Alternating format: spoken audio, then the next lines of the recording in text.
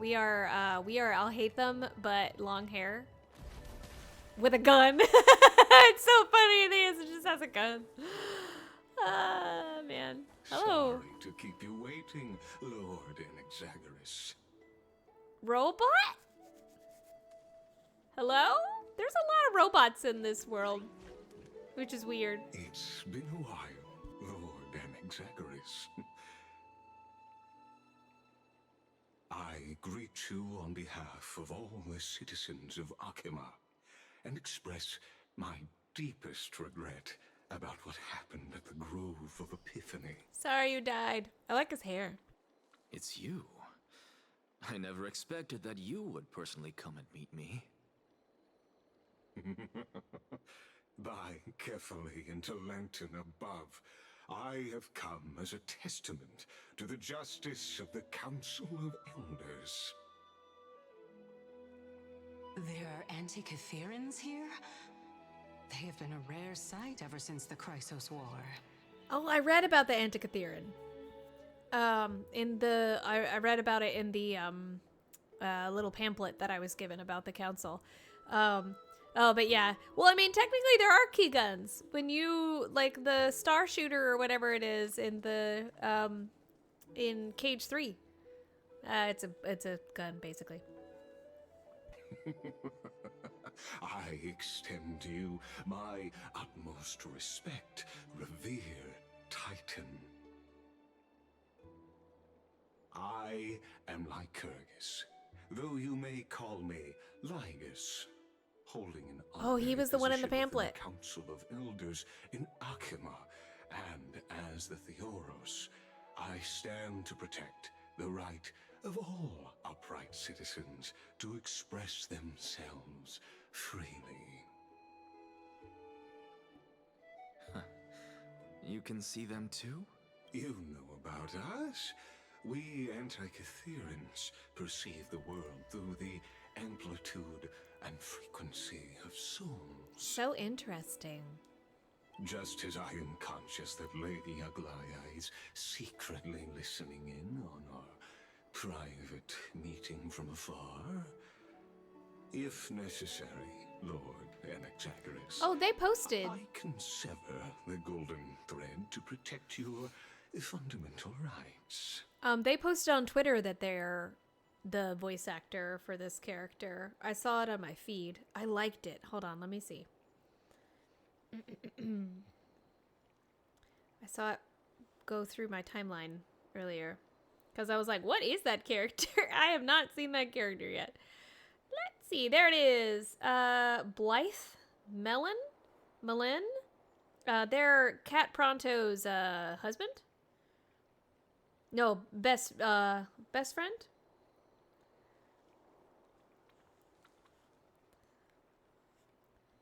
Oh, Blythe. Their name is Blythe Melin. Is the voice of Lagris. I'm already following them. I wonder why I was already following them. Yeah. But they're buddies. They're buddies with Cat Pronto, who plays the bellhop. What's his name? The blue-haired bellhop. As well as I think Cat also played some of the birds? No, Firefly's VA was the birds. It's BLYTHE, and then Misha, you're right, and then MELIN, Blythe Melin. The demigod should know better, for such is her station. Spare those poor threats, and just let her listen to my words. They shall serve only to unveil her own folly. May I interpret this as you having a countermeasure? I need not any plan, because she can do nothing other than petty espionage. As the Citizens' Assembly approaches, and with Orynyx's fall, any attempt to capture the core flame within me will only usher chaos and calamity. A truth she undoubtedly comprehends. While I, Inexagorous, serving as the Grove's special envoy to Akima's Citizens' Assembly, have long known the extent of your abilities. Let's forego the formality of asserting authority, Lord Lygus. Lead the way. Very well. I don't like that laugh. Surely Lady Kindness would appreciate such assertiveness in an ally.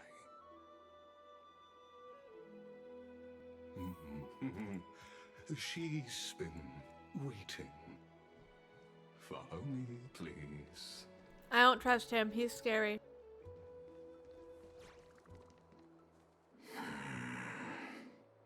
Is there something on your mind, Lord Anaxagoras? Nothing really.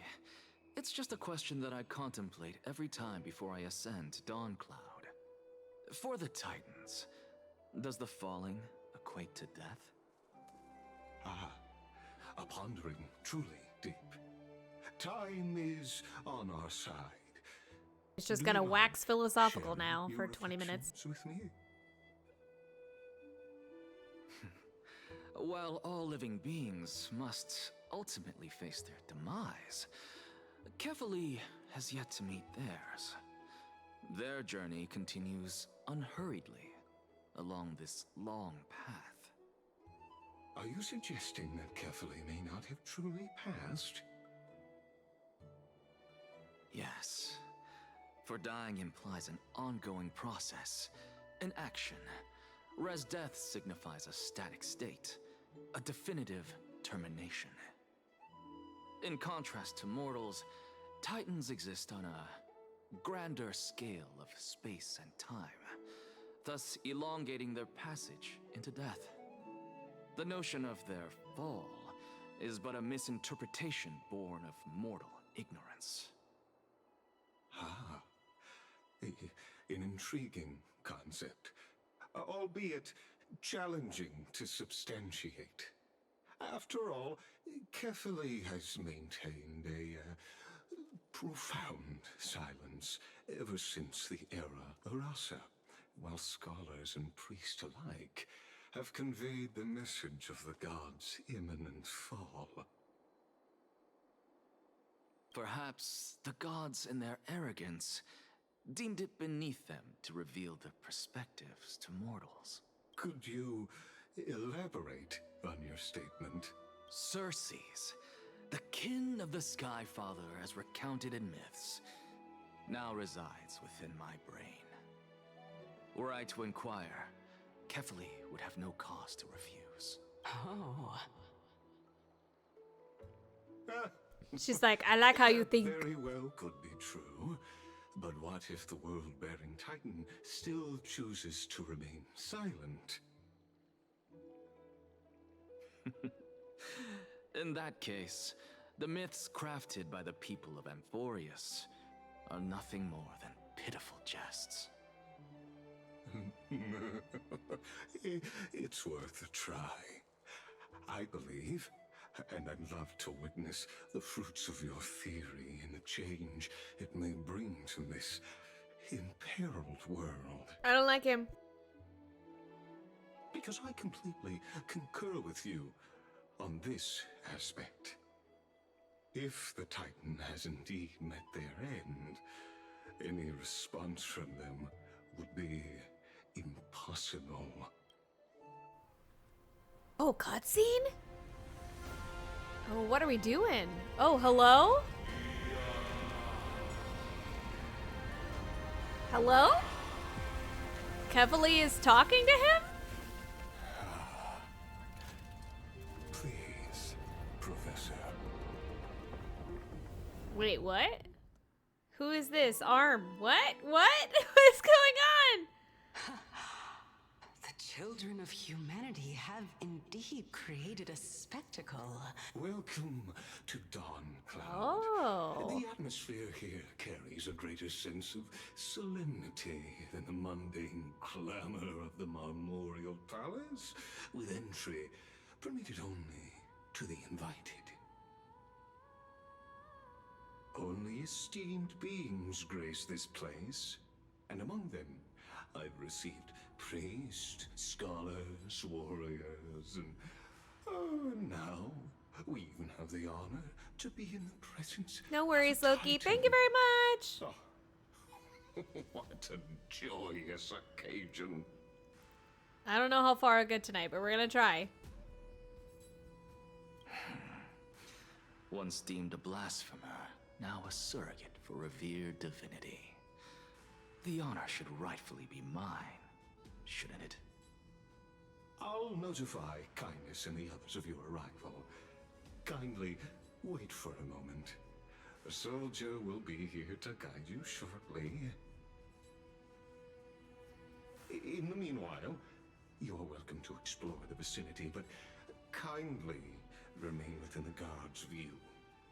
Delaying the crucial meeting is something none of us wish to see, I presume. I'm well aware of Kindness's methods. There's no need to emphasize that. It's interesting that there's still like mountain dwellers up here too. As you wish. Your cooperation is much appreciated.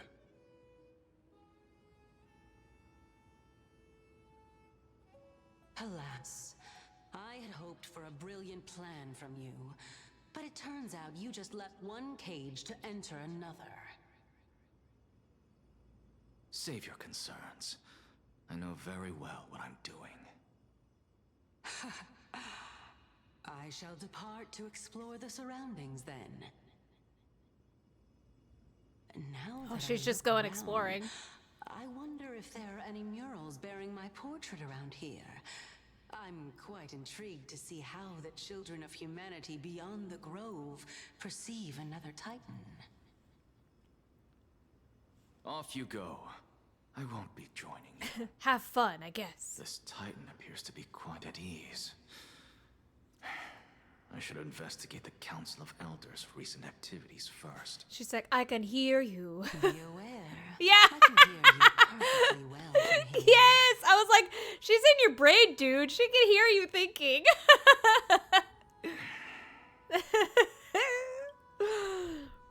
I can hear you. That was great. Are there beetles here? Oh. Beetles? Hello, beetles? Oh, investigate? What am I investigating? Golden liquid in the holy candle rises and falls while the surrounding plants seem to sway gently. Okay. That's cool, I guess.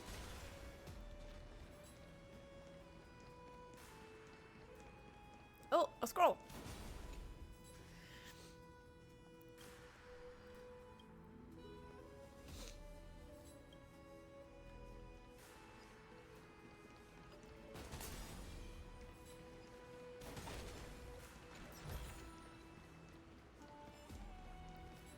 Bam. Bam. Woohoo! Don't mind me, I'm a sharpshooter. I won't hit you, I promise. You can trust me. Professor Anaxa! Over here! In just a second. I'm a little busy.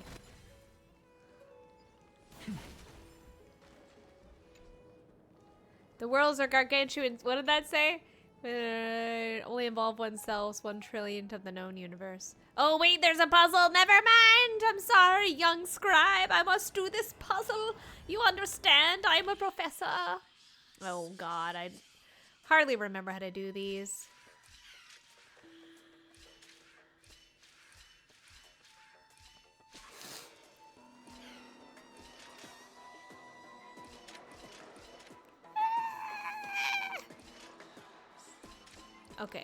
Okay, we're gonna reset. So...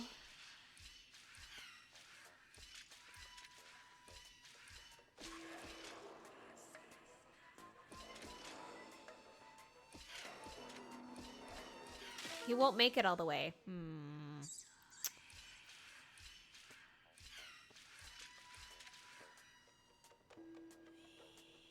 He's not gonna make it all the way. Okay, maybe if I go down? Maybe if I go... Okay, hold on. Maybe if I go down and then over?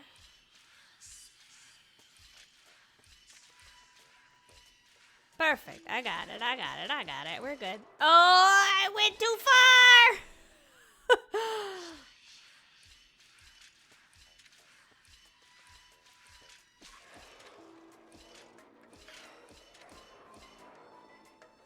Yeah.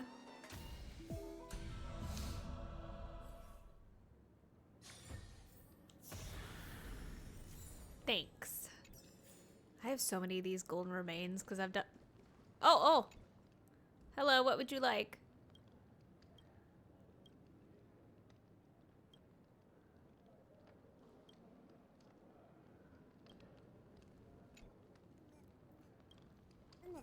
Did I answer incorrect? I think I should have read the question. I answered incorrectly. Oh, there's a butterfly? Oh! Moths! Oh, so the bugs in this one are moth butterflies. Oh, and a lion too. Can I talk to you? Oh my gosh, everything's in one area! Let me put it to the test. Okay. Let me ask you, who's the wisest in all Amphorius? Who's the bravest? Who's the most beautiful? Who's the most beautiful? It is me! I am without the doubt the most beautiful person in all Amphorius. Wow!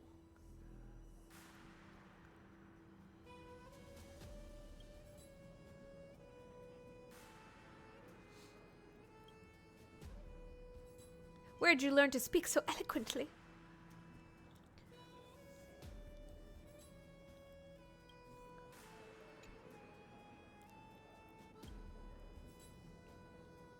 Okay. I'll talk with you in a second. I gotta do stuff. I got stuff to do. I got stuff to do. Oh, there's another. Oh. Oh, I'm intentionally supposed to chat with these people. Okay. Hello. Professor Anaxa? Word has it that the scholars of the Grove valiantly perished resisting the Black Tide. To find you here safe and sound, thank the fates. You could say it's the fates toying with us. It's only the Kremnoans and Idonians who chase glory through death. But your survival is a victory in itself. I'd settle for that gladly. So, are you here to report the incident to the council? I heard that after the Black Tide devoured the Grove, Akuma would be next in line, even with the demigod of strife standing alongside humankind. Tell me, how much does the Council of Elders know about the Black Tide?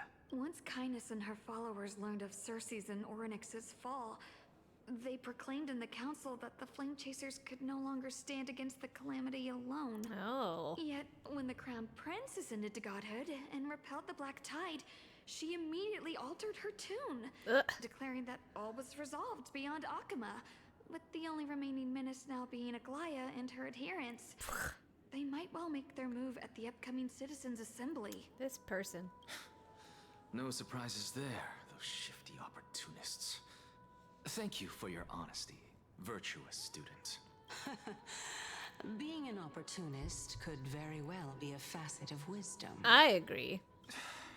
Shouldn't you be searching for murals of yourself? I've had enough of your prattling. I was really curious to see how you would find the middle ground between both factions. So I came to listen in. But it seems as though this Kindness is much more ruthless than Aglaya.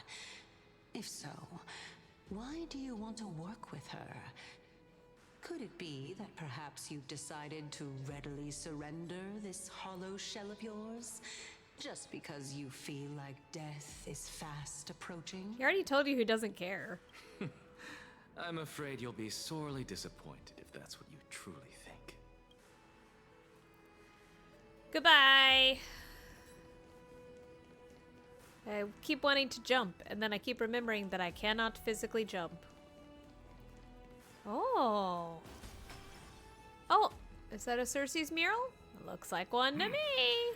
Even blasphemous scholars can come here, it seems. Looks like my presence here is quite unwelcome.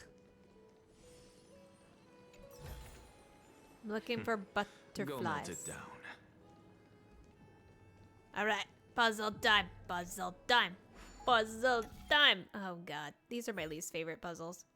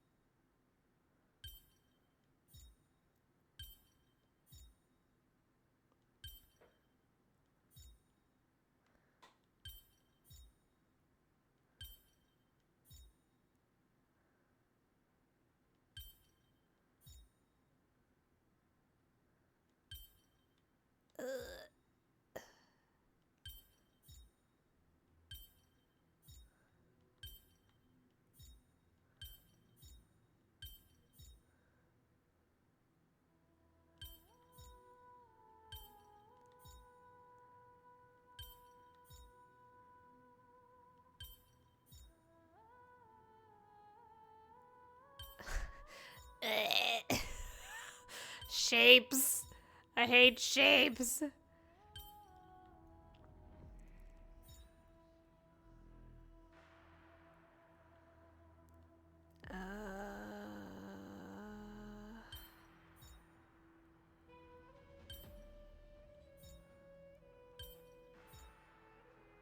I'll get it eventually. Don't worry. Don't worry. Don't worry.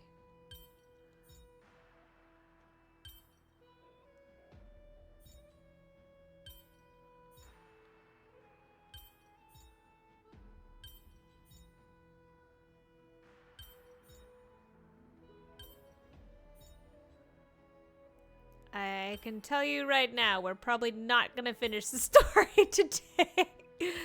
Ah! Why did it have to be shapes?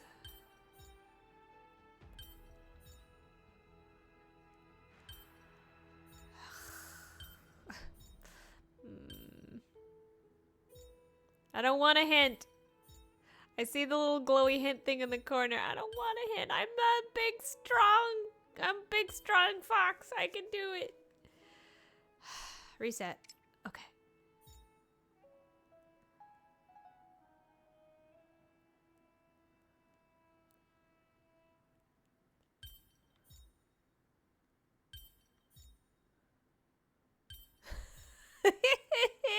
Yeah, that's what it's supposed to look like. Basically. Okay.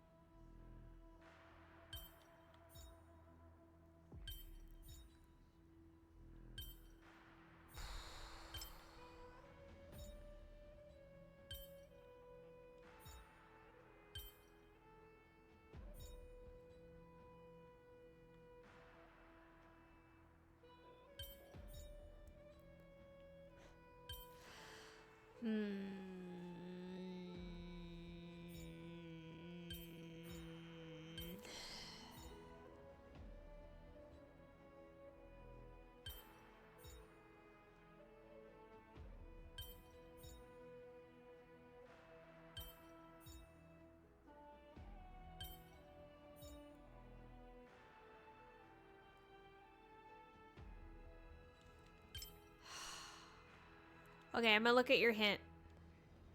Okay, all right. Cancel. Okay, that's the one hint I get. Oh, well, now it makes sense to my brain. Now I understand. Why couldn't I understand this before? Cersei saw this puzzle. They'd die from laughter. Shut up. I feel like you're calling me stupid. Oh, butterfly. Hello.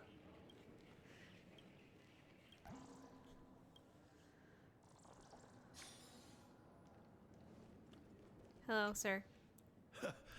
Anaxagoras. I thought that you had died to the Black Tide, just like the other scholars. His voice is really familiar. As Kephale's priest, are you not aware of the decorum of respecting the dead? Surely you jest. You blasphemous heretics are not worthy of respect from the Supreme Being. Let me remind you that you're currently in Dawncloud, so you'd better keep your deranged language to yourself. I am no longer that altar servant from years ago, who could only acquiesce to the commands of others. Now, I have plenty of ways to deal with people like you. I'm not sure whether I should laugh or cry right now. I can't believe that a follower such as you could have been made by a creation titan. As I see it, a dead titan can't provide you with this level of confidence, right? Then who is it exactly? Could it be kindness? You. Seeing how fond of you Elder Kindness is, I shall let that slide for now. Leave immediately, and don't impede us from receiving the Supreme Being's blessings. Their voice Seeing is as we were so able to hear this familiar. matter Oh from the my mouths gosh. of others, it seems that kindness is indeed quite sincere toward us. Perhaps this affair will proceed smoother than I had anticipated. Get out, he says. Oh my, what a thrilling confrontation. As expected of one of Kephale's followers. Are you praising or insulting him? Praising him, of course. As a believer of the god of deliverance, it is only natural that he detests evil. Didn't you hear me? I asked you to leave. Go as far away from here as possible.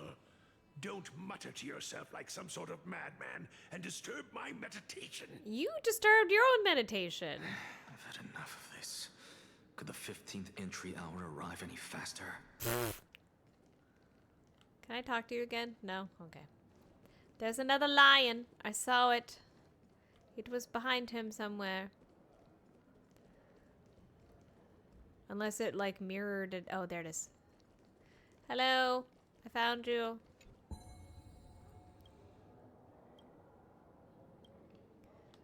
Can you test my friends? Delightful creatures. Which one is the most beloved by the citizens? I think chimeras? The lion who loves riddles?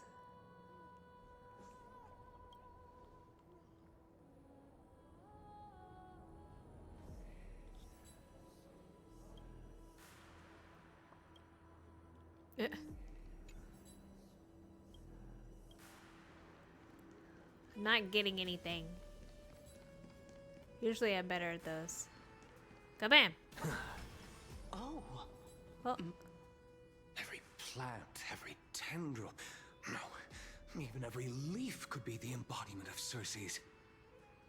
As a result, mere mortals who did not know what the Titan actually looked like chose to paint them as a giant tree instead. Their wisdom was portrayed as fruit, to symbolize how they shared their knowledge equally among the masses. Such exquisiteness indeed. this mural is quite abstract. yeah, they're holding different, like, scrolls and stuff. I really can't tell whether you are praising or demeaning yourself. Now I'm quite curious whether the Reason Titan has studied figures of speech before. Of course, I find such stylistic devices interesting. For all we know, this could be the answer to the question, what exactly are we? I, for one, am not willing to admit that I could look this ugly. But, wow. Was this the reason why you failed in your attempt to refine my soul when you were ambushed at the Grove? Since you are aware of this, why did you save me back then? Interesting. From my perspective, this point alone was enough to separate you from the average person. How do two lunatics coexist in the same brain? It's probably very cramped. Therefore, it seems that your journey to Dawn-Cloud this time is not just to seek protection.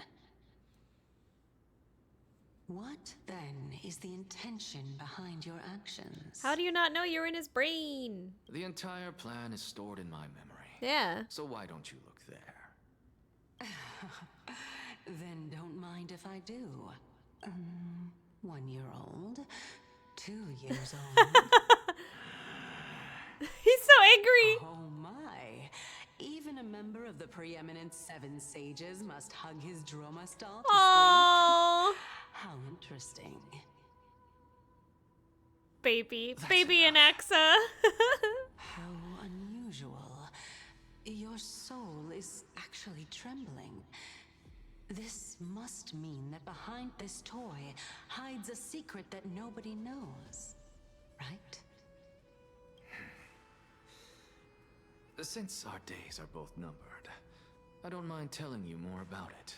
This is a present that my sister gave to me. Aww. It's a doll Oh, that was family made to look like pet. our family pet. Oh, family. So there are other members in your family, eh? Are they also living in Akama?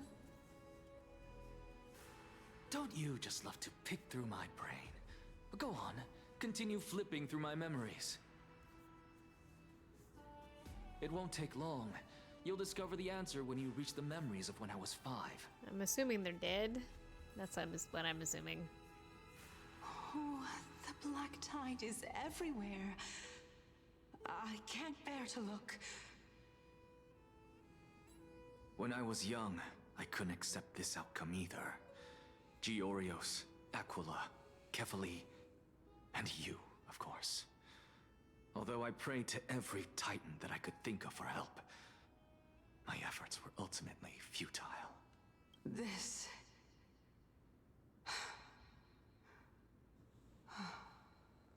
Could this be the inception of your research into alchemy? He Indeed pulled it an Edward was. Elric. Everything started from that verdant courtyard of yours. When I was pursuing my education there, I naturally also came to learn of the Thesis' theory as well. Oh, I remember that person. He was the one to come up with the concept of souls, right? Not only that, he also believed that life, as well as the composition, movement, and transformation of matter, all stem from souls themselves.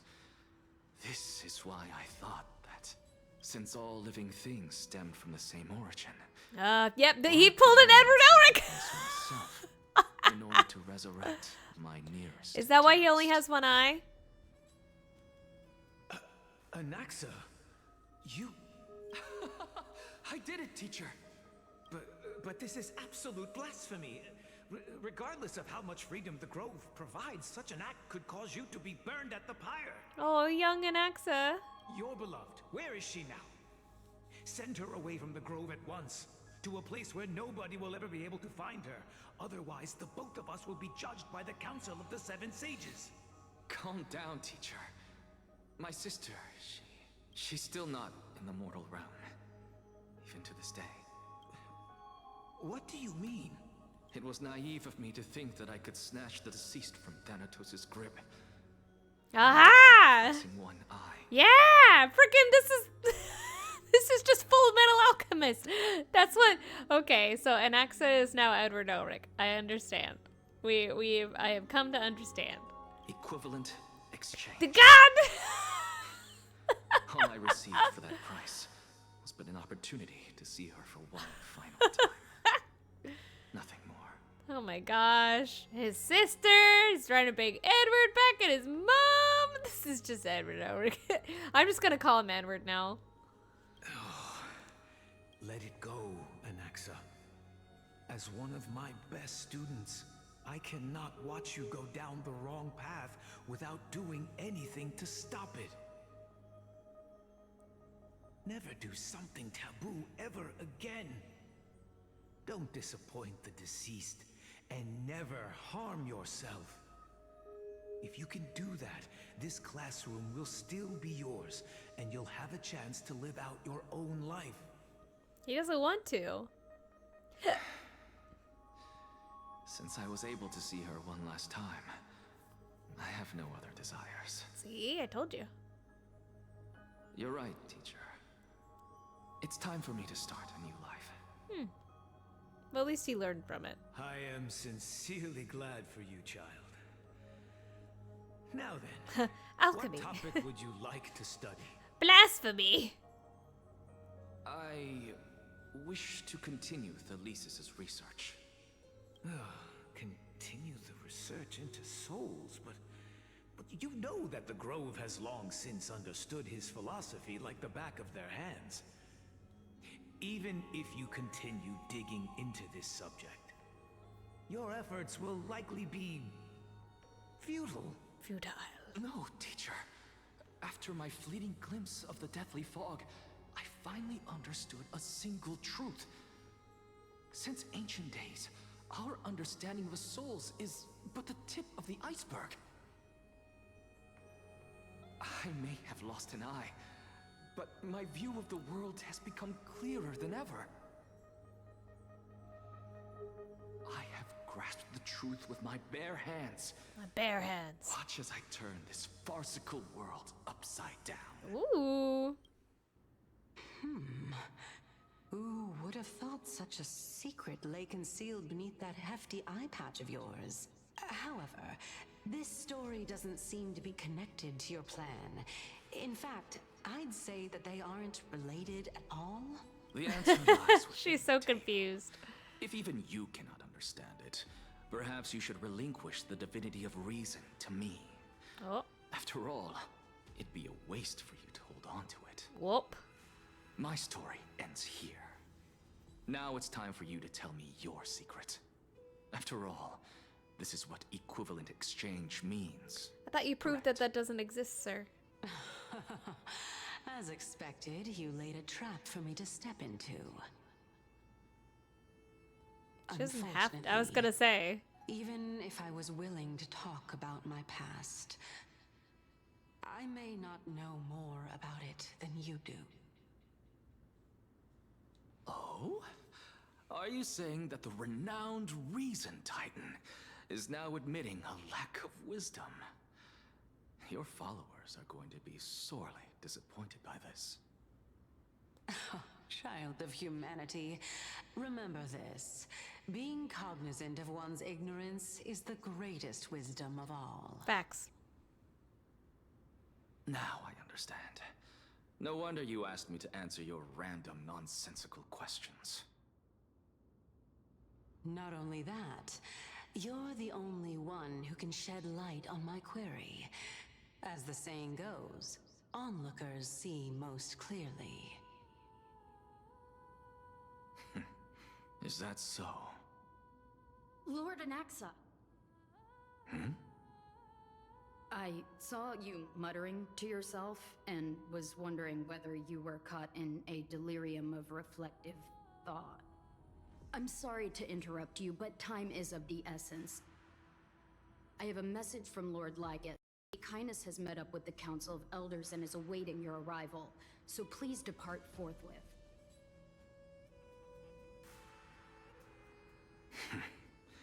It's finally time. Carefully.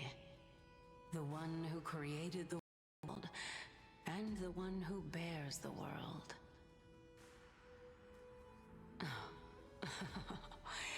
If you truly have not met your end, how will you answer the challenges of those who defy you? I didn't expect you to agree to Lady Kindness's invitation. What a wonderful turn of events. To tell you the truth, there are many people who hold grudges against that Lady Goldweaver.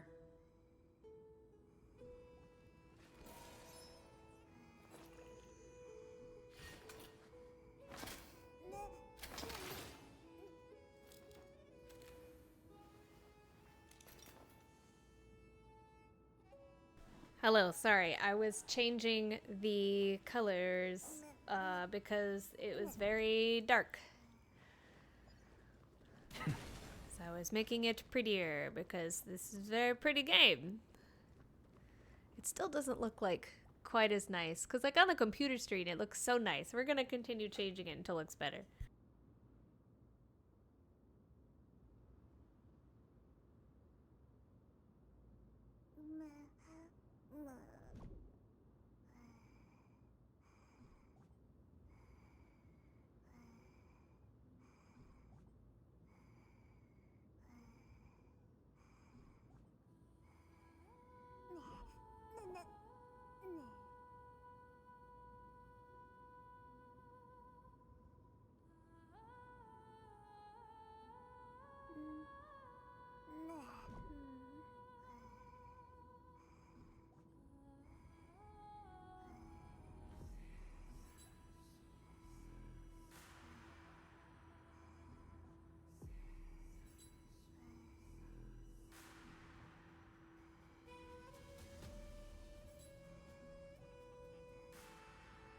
There we go. That's much better. That's much better.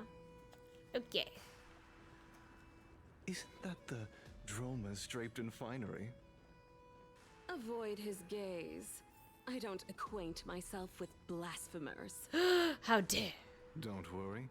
He's too full of pride to pay us any attention. You're talking in my ear. Your nickname is Dromus as well? You must really like those creatures. Shut up. What if I do? They're cute little brontosauruses. Ooh.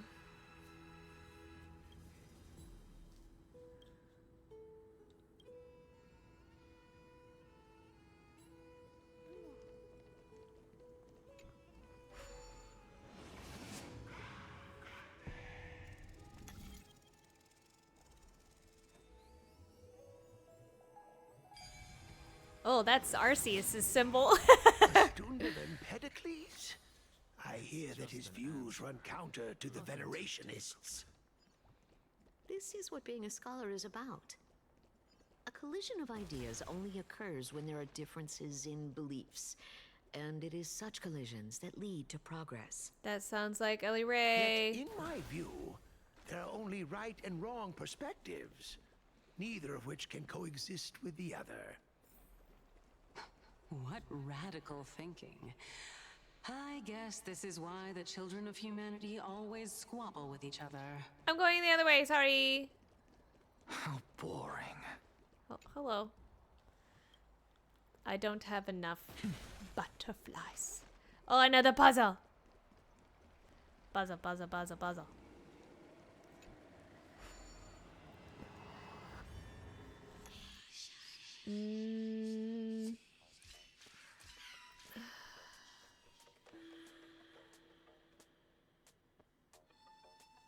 Hold on.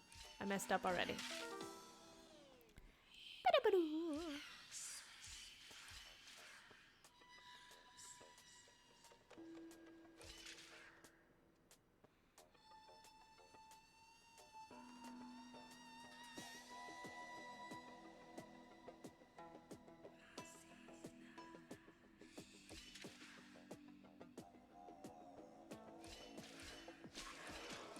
Oh, God.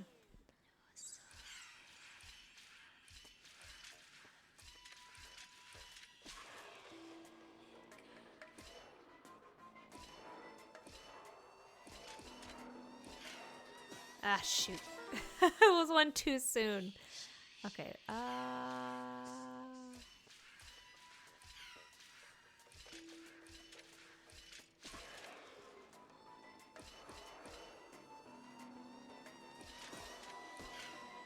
Ah, man.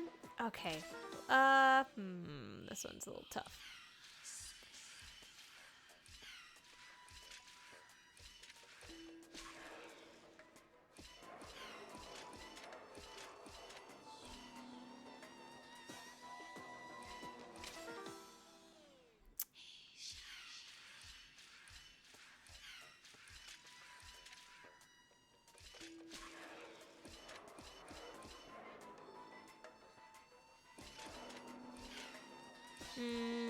Okay, so how are we gonna do this?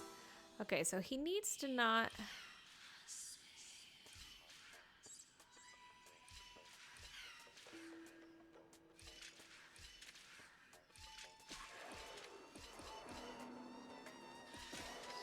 Because I won't let me go far enough if I do it like that.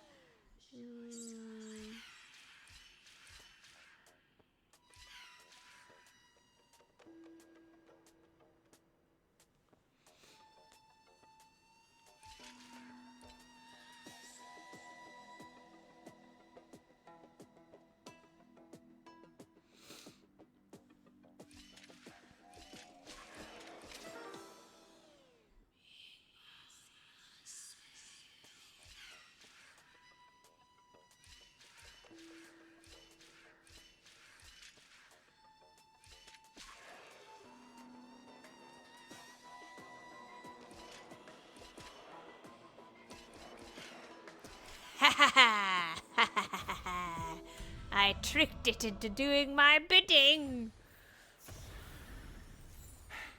I suppose I can just ignore this.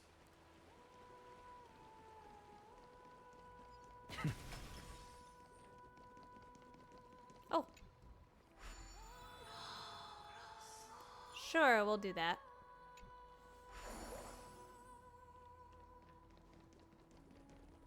I don't know, like, the purpose Lord for... Lygus and Lady Kindness are just ahead. I'll Thank- take my leave for now. Okay, thanks, military runner lady. Oh, more blessings.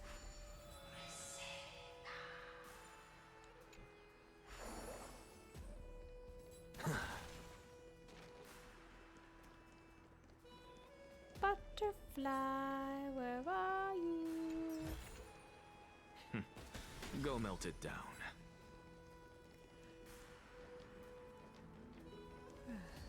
There's a little flame guy. Can I talk to you? I can. Okay.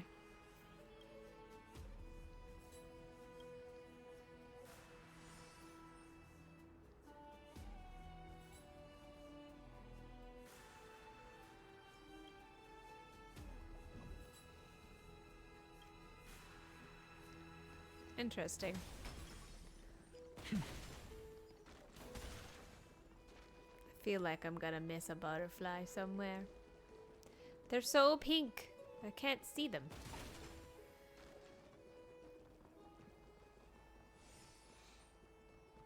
Welcome to the Demigod Council, esteemed guests. Oh, ho. Hello. I suppose I can just ignore this. I'm gonna ignore you too.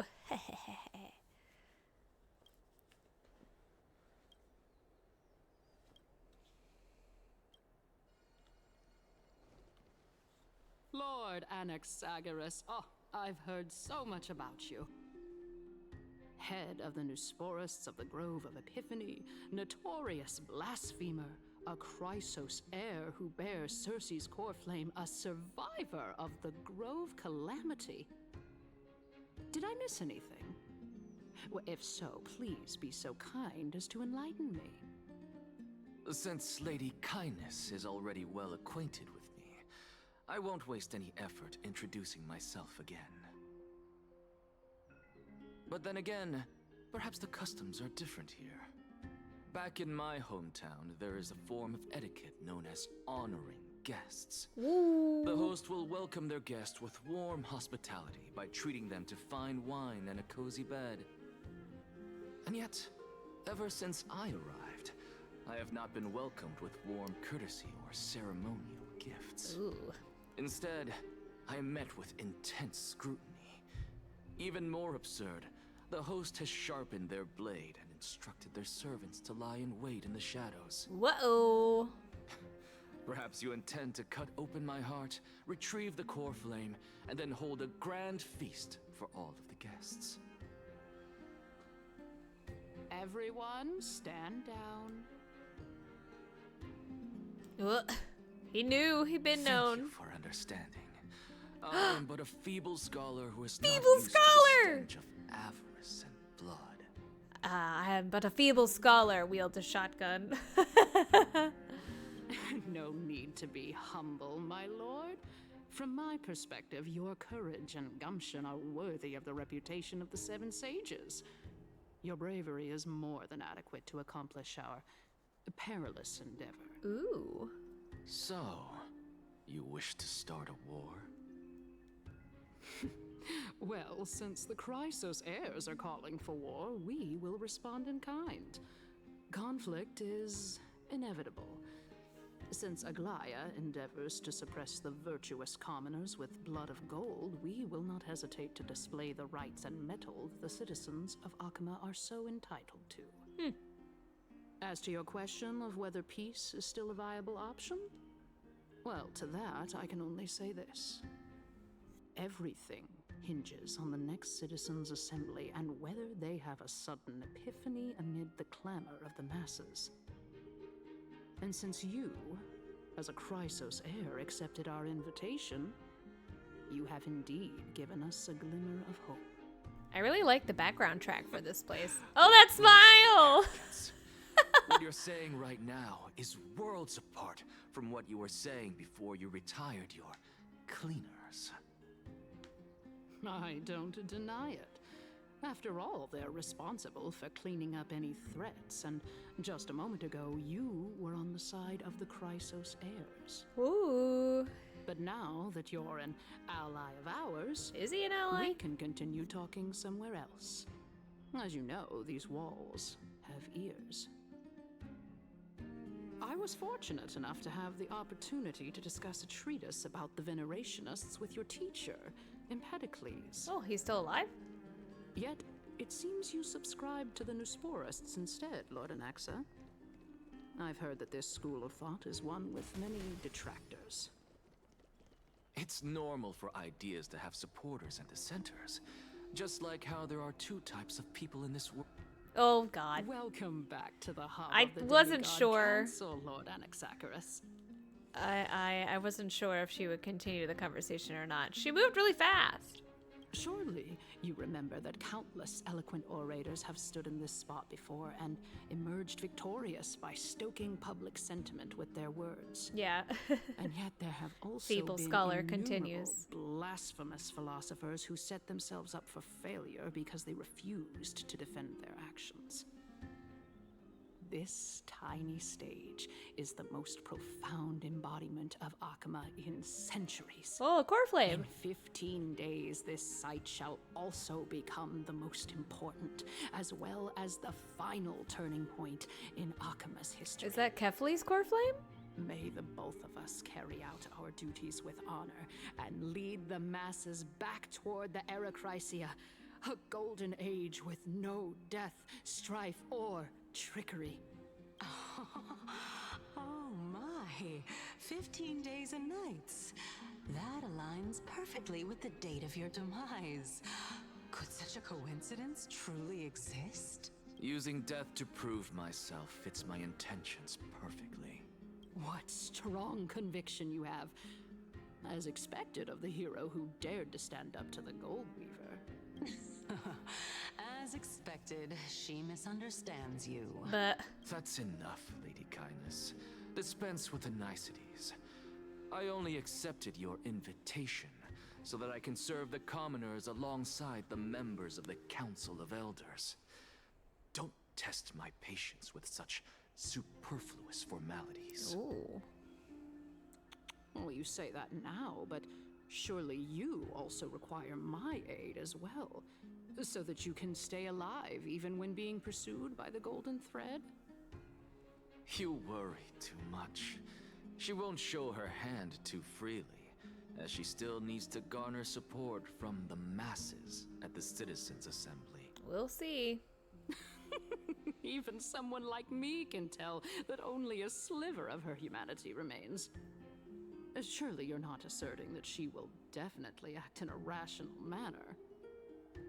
As you're no doubt aware, Aglaya covets the core flame that I possess, which makes it the bargaining chip that allows me and the rest of you to negotiate with her.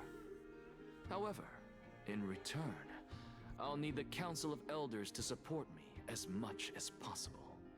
Naturally, this includes the guards as well. I mean, because he's such a feeble You're well scholar. aware how valuable Circe's core flame will be in the era Chrysia that you are desperately pursuing.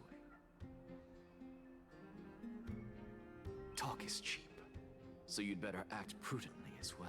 Blech. I understand. After all, this battle of wits is just a means for each party to acquire what they need. As long as your request is reasonable, the Council of Elders never shortchanges its allies. Since we're both intent on mutual cooperation, let's not mince words and just speak plainly to each other. Money? Let us decide how much we can secure for ourselves and how much we're willing to sacrifice, like true philosophers, with our words and wisdom. Debate time? Debate time, let's begin! Continuing. Yes! Debate time! Let us discuss our common enemy. Yes, I'm ready. Aglaya. She is the second most experienced Chrysos heir across the whole of Akama, who has gradually lost her humanity to the ravages of time and the ablation of the core flame. A formidable opponent indeed. Admittedly, there is ample reason for her to take your life. Yet your previous reasoning is quite sound. As a seasoned political animal, it's unclear whether she will actually cross that irreversible Political boundary. animal? Moreover, she still needs you alive so that the Titan's trial can be completed.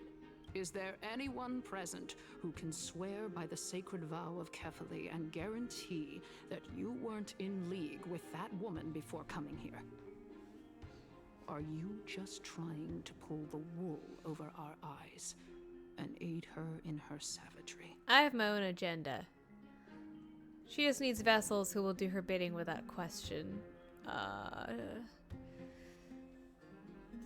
That one. If Aglaya required a suitably intelligent Chrysos heir, then I'm the best fit for her needs.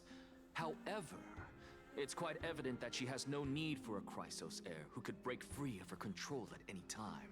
Since I believe in neither Titans nor the prophecy, there's no way that I would willingly walk on the path that she extols. Given how rigorously she enforces her principles, how would she ever accept a heretic such as me? I understand what you mean. At the very least, the both of us agree that this tyrant who wallows in extravagance and greed is the greatest threat to achieving peace in Akama. The Council of Elders is willing to defend your right to live, just as we defend every oppressed citizen. Thank you, ma'am. However, I regret to say that sentiments in favor of the Chrysos heirs and Aglaya are only growing in magnitude. The peace that we are aspiring toward, as well as everything that we hold dear, will be destroyed completely. The city will be burned to ashes, and the citizens' blood will be shed. Tell me, what are you willing to do for our esteemed citizens so that they can vanquish the enemies of our fine city? I have a gun. Guarding my support is equivalent to guarding the support of the entire grove. I will be the one to shatter Aglaya's self-righteousness. Aglaya's authoritarianism, conceit, and arrogance have granted her unfettered control for the most part. Yet these traits are also her greatest weakness. If I can render her helpless by forcing her to experience the agonizing pain of betrayal, I am certain she will never recover from such a setback. That was the wrong choice. Surely you don't believe that such a tiny betrayal will be enough to push her to her wit's end. What's more, there are many who remain silent, merely watching to see how much chaos I can unleash. Not to mention, you know full well that the Chrysos heirs have never been a united front. In the name of Kefali, Akama thanks you for your sincere and valuable thoughts. At this stage, it's clear that you and I understand the benefits to be won from this discussion. Let me put it plainly. The Council of Elders has always been renowned for its fairness, and that fairness is built on a foundation of sincerity. The Council of Elders has vowed to all citizens of Akaba that it will always remain loyal to them. As for you, my lord, how will you guarantee that you will be able to live up to such earnestness and will not betray Akama's indomitable citizens when the opportunity presents itself? Oh. Just as you now betray Aglaya when it suits you. How absurd. This is my only option. Surely You've jest. My loyalty does not need to be proven. The fact that the Council of Elders is asking for proof of my loyalty is itself akin to a form of betrayal. I am incredibly honored to have witnessed the both of you bury the hatchet in a civilized manner. However, I am afraid that I must interrupt for a brief moment. As the Theoros, I have observed the following. Lady Aglaya, the Goldweaver, is currently on her way to Dawncloud.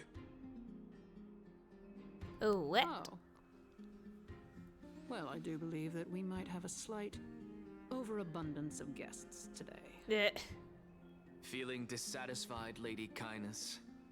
Despite the Council of Elders' lofty residence on Dawncloud, it must still tolerate the whims of the Chrysos heirs. But... So you were holding back just now. Seems like you are better at playing this game than I. In any case, I'm glad that she's arriving here. So tell me, Anaxagoras, now that you're an ally of mine, if Aglaya were to demand that I hand you over, what should I do? Do I get to choose? You can do as she says.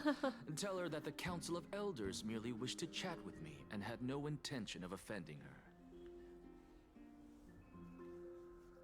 However, by doing so, the authority of the Council of Elders will be as thin as papyrus that has been soaked in blood. Why did it have to be blood? Not only can it be destroyed with the slightest touch, but the Council will also lose possession of a valuable core flame. Why did you have to say blood?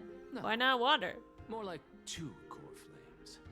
After all, at the next Citizens' Assembly, that young lady who is synonymous with death will also be standing on our side. Oh, what? Oh? How can you be sure of that? What do you mean, Anaxa? Is that of importance to you? All you need to know is that I have a plan. In my opinion, you should be more worried about the impending threat. If Aglaya can seize me in full view of the masses today, she could also dismiss the entire Council of Elders in one fell swoop tomorrow. If that happens, the discussion that we've just had will turn into an utter joke instead. Is this the outcome that you wish to see, Lady Kindness? Fine. I will handle this matter appropriately. But you do best to remember this. Fool the people and karma will be on your tail. I'll overlook it this time, but don't count on there being a next time. Oh. Unless, of course, you crave cruel punishment and consider suffering the perfect state to ponder the true nature of souls. Maybe. Well, what do you know? Yeah. That happens to be one of my rare talents. We shall see then. I've got to say that you've managed to really impress me again. But shouldn't you be going after more? Dying to know what I'm after, hmm? I mean, I'm the reason Titan after all. It is in me to ask and seek answers. Easy there. You'll learn the answers soon enough. I didn't bring it up with her purely because she doesn't have the means to give me what I truly want. It's as they say, onlookers see most clearly. The true masters of Dawncloud have always been the Theoros, who watches over everything. Hello, sir. I have a question. Except I'm going over here first. I want to see what's over here. There's got to be something. There's got to be something. Oh, a treasure chest? Gimme. Hello? Ugh. Okay. I suppose I can just ignore this. He doesn't like treasure. I'll join you in a second. I'm going over here first. Oh, that piggy has a butterfly on its nose. I see it. Hold on, I want that pig. Shoot it down. Come back, piggy. It has a butterfly on its nose. Does it make like a big loop? Oh, there it is, there it is, there it is. Run, run, Anaxa, run! Shoot it down! Kabam! No, no, no!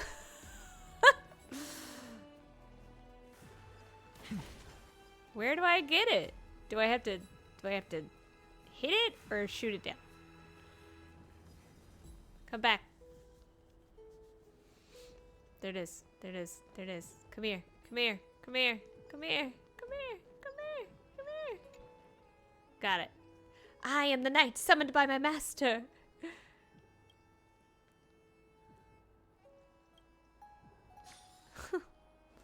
Okay. Gotcha.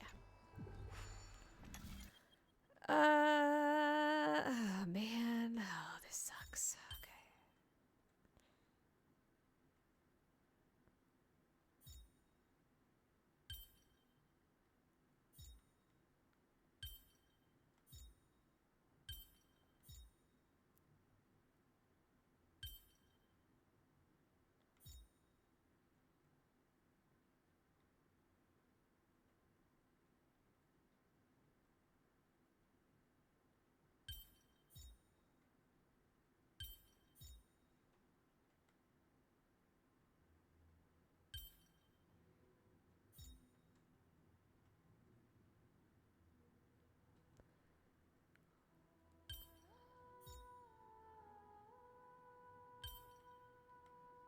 Oh, this one's tough.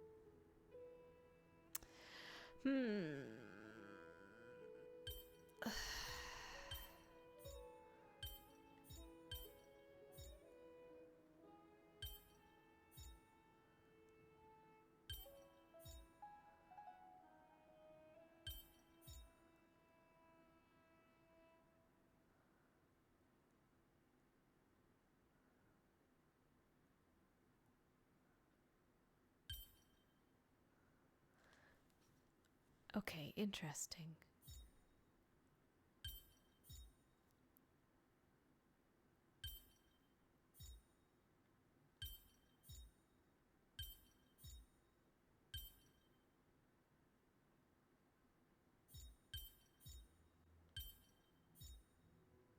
Okay. Whew. Whew. I was like, I'm so close. I'm so close. I know I'm close. I understand. I get it.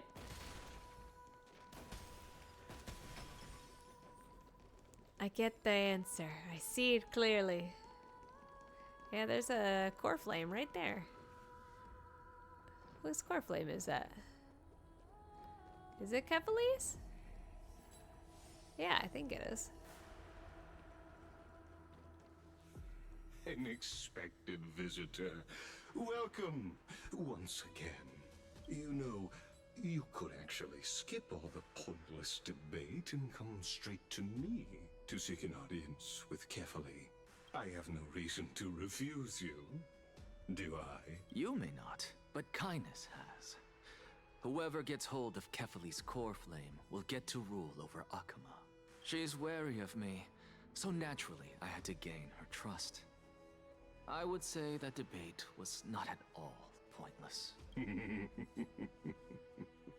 Very true. In my view, this individual has gone to great lengths to get close to Kefali. He might very well be plotting something nefarious against the Titan. Are you still willing to let him pass, knowing this? Yes, very much so. All living creations are always free to visit Kefali's transcendent vessel. This comes with being the World-Bearer. How convenient it is to be able to hear what they say. It is truly my honor to speak to a venerated Titan in person. Please, go ahead. Let me join you both on this journey. Oh, a bygone myth tells of an occasion where Kefali once answered their followers' questions on the peak of the holy mountain. Their followers have since believed that scaling this Titan cliff is one way of being with the god. Hear that? It's not every day that you get to climb a mountain with Circes. You should sing me a hymn of praise. But Titan hymns are beyond me. oh, I can understand, because his entire family got destroyed and none of the Titans listened, so he's just getting back at him. Go on ahead. Take this Yanis shortcut, and the long pilgrimage stairway will be waiting for you at its end. I have to admit, I never expected you to not ask me anything. Not even my motive. Because I know very well what it is you are after. As the saying goes, a gentleman helps others achieve their goals. I have a feeling that your theory will be validated at the end of this journey. I believe Kefali will not deprive you of your right to ask your question, especially now that you're on the brink of death. Oh, he knows. You must be closer to Kefali than anyone else. Wouldn't you agree? I hope things go as you say, then. Putting a child of justice into a farcical world is bound to turn it upside down. It is my hope that you bring a much-needed change to this world, which is on the brink of destruction. What does he know? Who is this guy?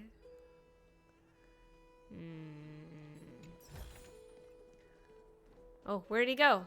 Oh. He disappeared.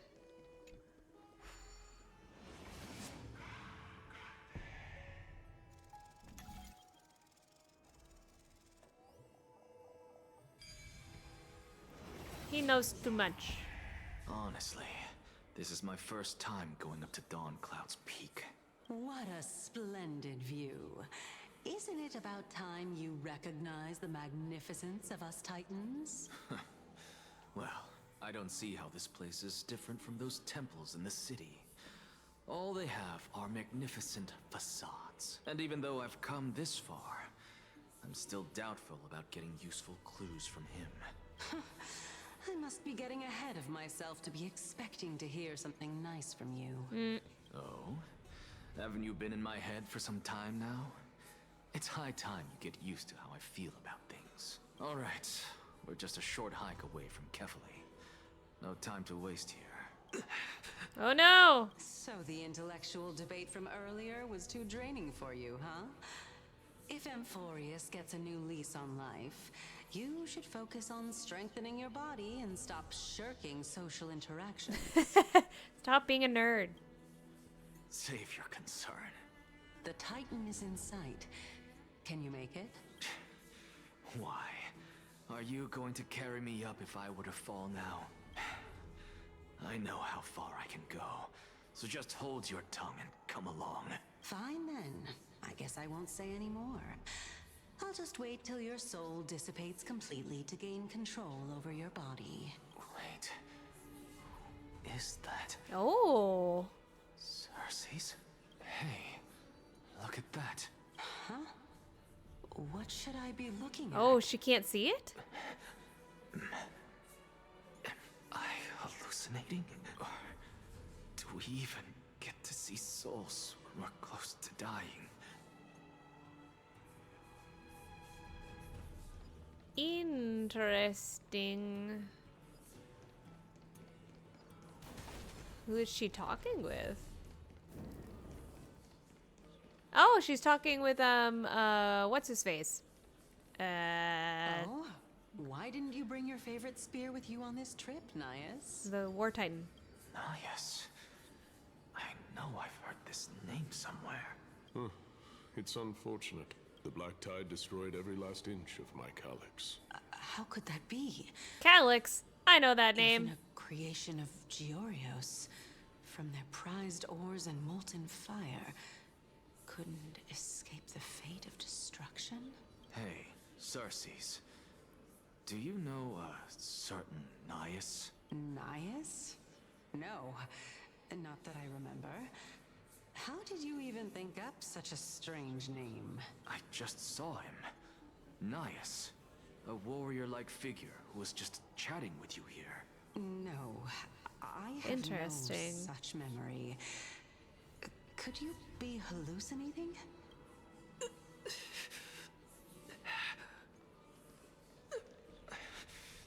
This is a departed spirit?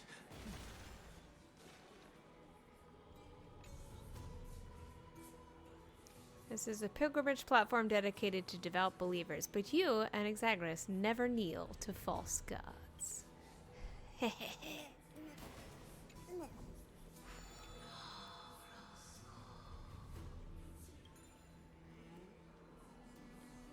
I want a different one. No, I don't. I want it. No, stop.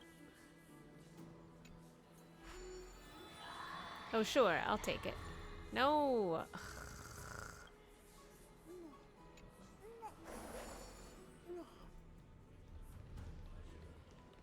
Oh.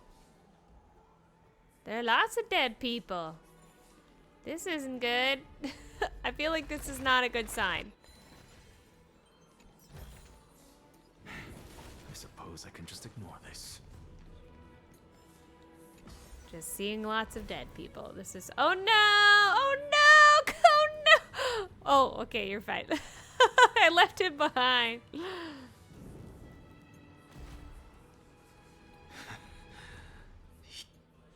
Enough about me. Did Kaos ever reply to you? Well, regrettably. Seems like the price of becoming a demigod is a lot heftier than we thought. Kaos. Demigod. I've never heard of this person. Which Titan's authority did he inherit? Look on the bright side, Nias. Since we've come all this way, I doubt he'd snub his old friends, would he? Let's just hope we mean as much as the world to him. Hey! Are you seeing that same hallucination again? Yes. It's still you and Nias, but you're now talking about a certain Kaos. Instead of chaos? I'm guessing Interesting. he's one of your companions. Kaos. This name sounds just as strange to me. Never mind. You're pronouncing it incorrectly. If things are as I thought, then they aren't hallucinations, but the souls of people. What? But if those are the souls of the dead, then what am I? A shade? Beats me. Yeah. For all I know, you're just an illusion I conjured up in my dying moments. Let's just keep going. As long as I take in more sights and hear more stories. Know your limits. Wander too far among the dead, and even I might not be able to save you.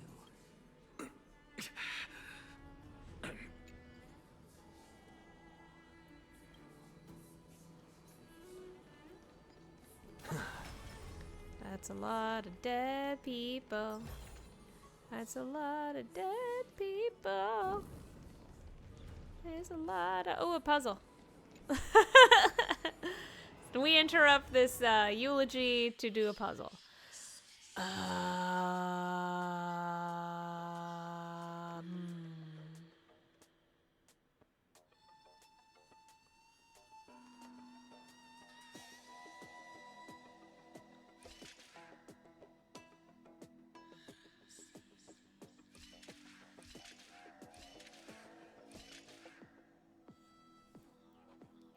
Oh, wait, how did I get... Oh, hold on. Reset. Okay.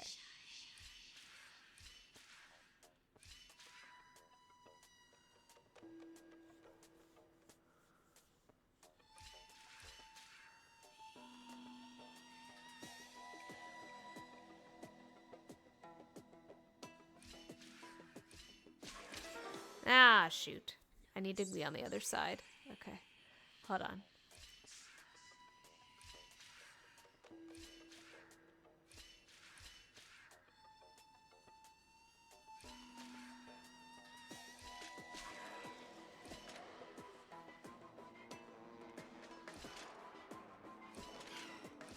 I mean, okay. I was like, this one, it's deceivingly difficult.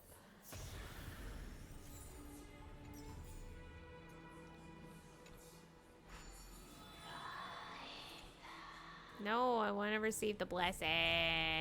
There.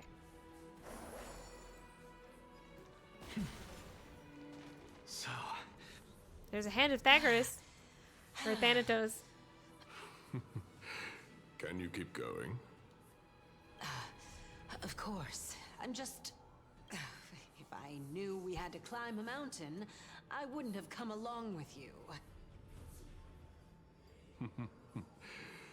I guess this also counts as one aspect of the world-bearing burden. Ooh. If Amphorius does have a next life, you may want to get your body in shape. Keep your sarcasm to yourself. I'm not getting anything of value from them. I don't know. I feel like you are. I feel like you're getting what this is an endless cycle. I'd sooner throw myself off this cliff and hit rock bottom than exercise even a little. I think you're getting that they are doing the same thing that you are currently doing and taking on different Chrysos heirs. This is like the many versions of the Chrysos heirs journey. I am Calypso of the eminent Seven Sages, after all. Training would make me no different from those Helcalithist barbarians. Calypso. She's one of the Seven Sages. A member of the Grove? No, she can't be.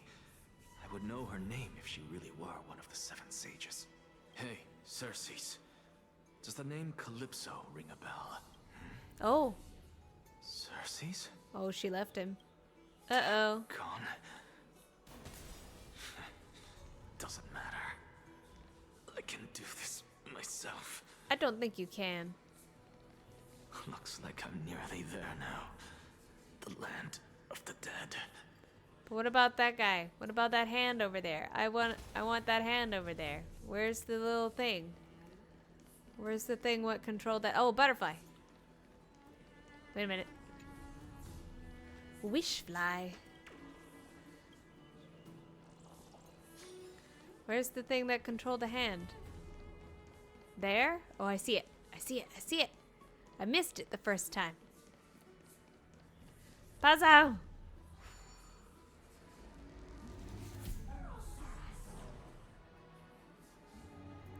I have forgotten how to do this. Oh, okay. There's a coin.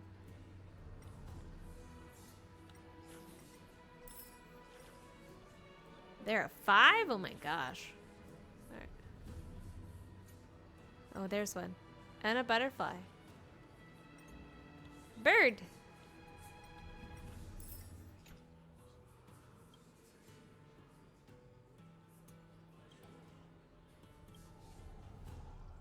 Can I punch this?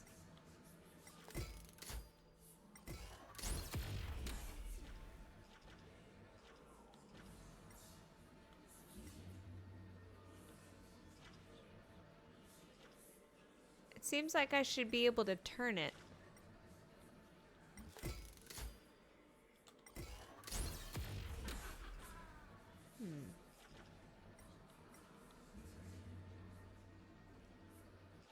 Wow. What? I can go pretty much everywhere. This is crazy.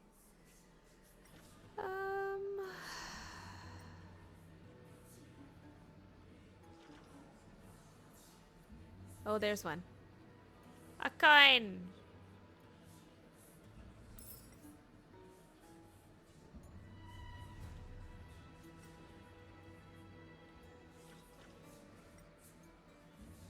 I was hoping there'd be a coin in the waterfall. Okay, I can't go any more that way. Oh, way up high, way up high.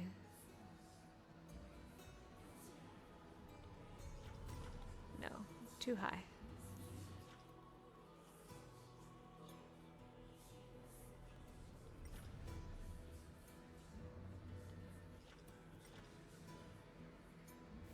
If I were a coin, where would I... Can I punch the eyeball? Yeah. Nope. Oh, there's one. There's one. Right on top of the waterfall. Understood.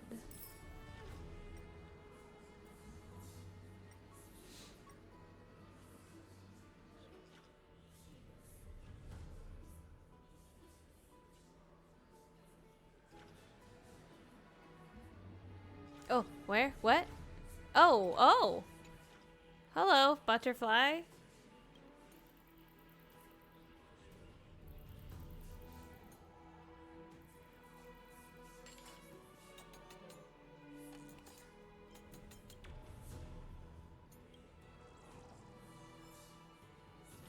Did I get it though? I'm still missing a coin.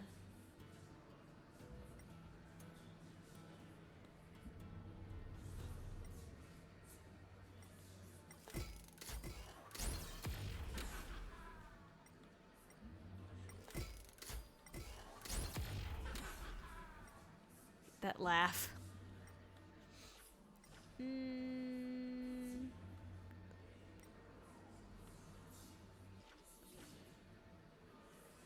If I were a coin, where would I be?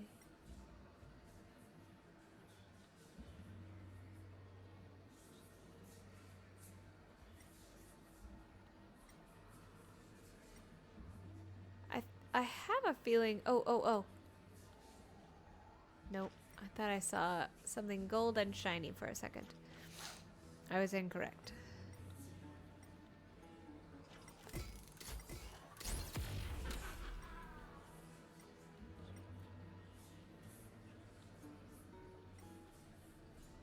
Oh.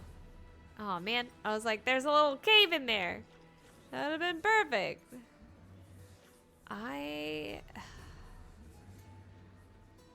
These seek and find games, I'm never good at.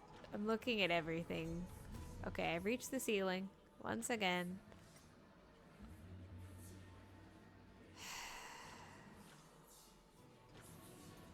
I can't go anymore. There doesn't seem to be anything that I can punch.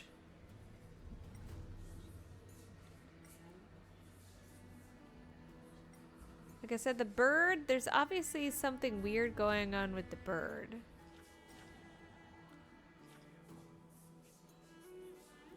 Like it looks like there's a whole nother bird behind it, but I don't...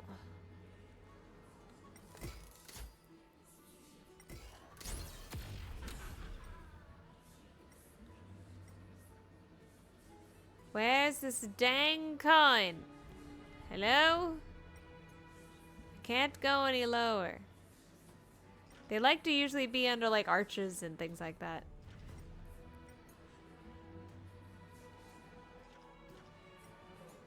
How low can I go?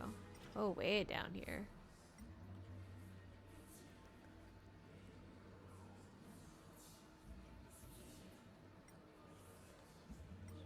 Uh-oh. Uh-oh. Uh-oh. Uh-oh. Okay, I thought I was stuck for a second.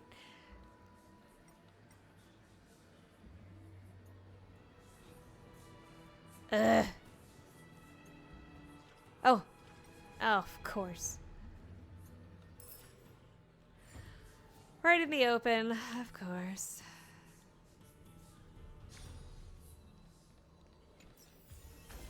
Not too shabby. Useful for alchemy. He sounds so scary. I will transmute this.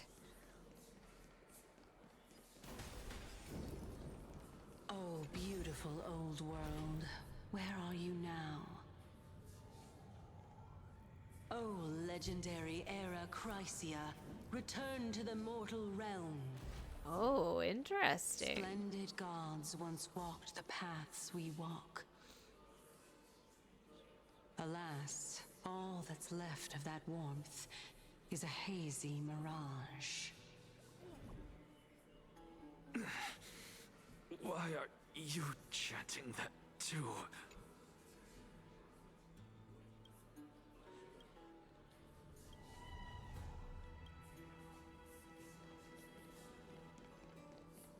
Hi, Carefully. You are very big. We're here. Finally. So, I don't get to ask the Titan my question, but all of you make for a pleasant surprise, nonetheless. Very well then. Let me uncover the truth for myself. Oh, are you gonna die? Don't die! Did I still fail to make it in time? Huh? So, I'm back here again. This is... I can hear it. I hear it from the depths of the tides, behind the closed doors of the void world. A voice ready to tell me something. This time, the voice is a lot clearer than before. Oh. Since we've come this far, let's just wait.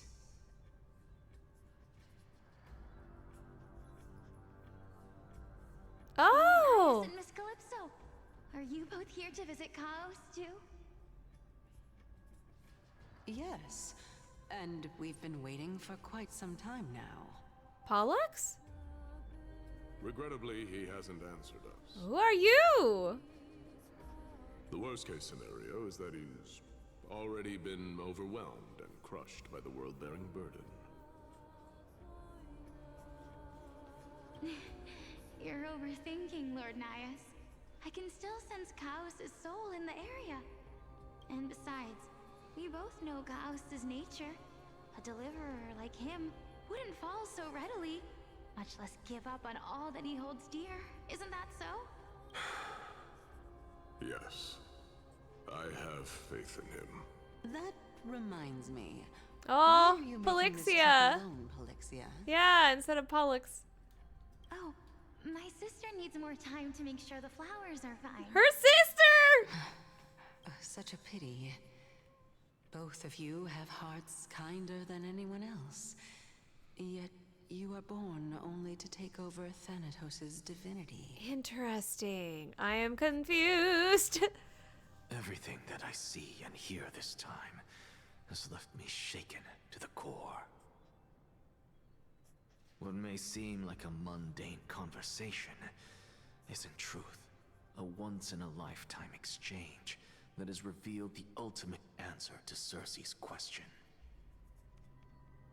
The conjecture has taken shape and must now be solidified into a theorem. Next, I only need to seek verification from Kefali. By doing so, I can answer Cersei's question and reclaim my body. Interesting. But no, I will not do that. Oh. That isn't important. He's like, I need to find my sister. Where's my... Because another one of my conjectures, one that I have always dreamed of proving, has been proved right this very instant. Hi, Maddie. How's it going? My brain is broken. Fusing a mortal soul with that of a Titan to replace said Titan is not a ludicrous idea, after all. It's, yep. I was gonna say, they are just, it's, nature is repeating itself. Dan Heng! I am Dan Heng? What are you thinking about? Just amazed at how this towering tree is Cersei's divine body. It's a majestic sight. Is that so? I'm really glad they haven't You don't replaced look the him. slightest bit amazed, Bless you. Plus, you seem to be strangely familiar with the city around the Great Tree. Merely something from the past I won't go into. Events of the past, huh? Oh, thank you for the pats. I was also a child when I looked up at Cersei's. Their leaves and branches reflected the sparkling stars. And their trunk was like a pillar that supported the sky and ground. I stood at this very spot back then, imagining the day when I could climb to the top of this tree. She has sparkles in her eyes. Because I would be the closest I can be to the sky at that spot. You're a sky priest, yet you study at a place that is home to the Reason Titan. That's rather counterintuitive. Don't read too much into it. I mean, can mortals even hope to reach Aquala's realm? They're a strict and draconian god. Nothing like Cersei's.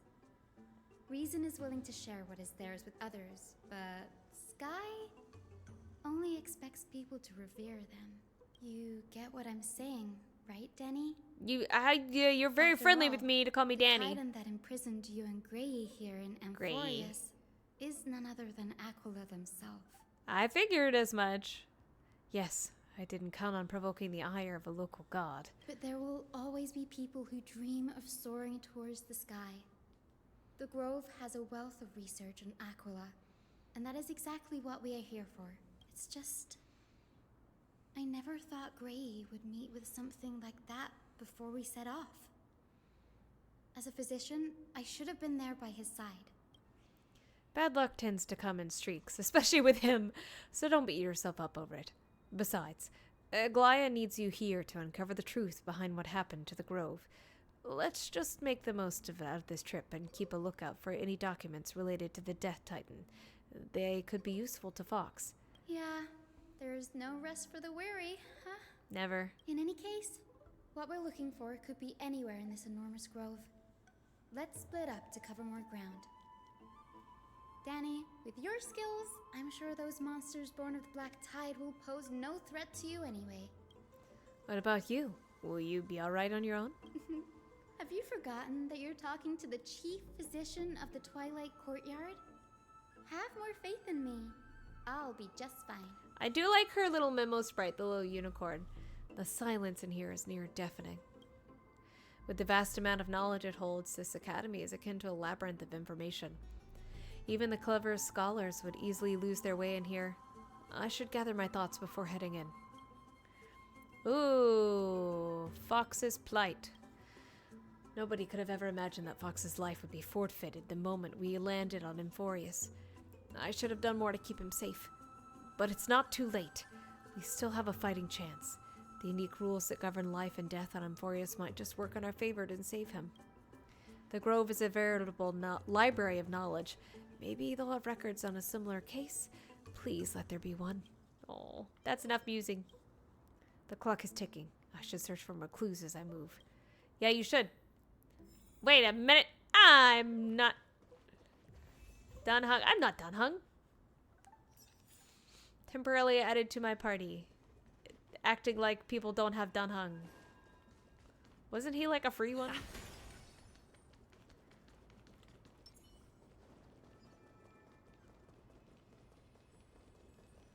There's a dead guy over there. How are you, Matty? Hopefully hanging in there. Hopefully doing well.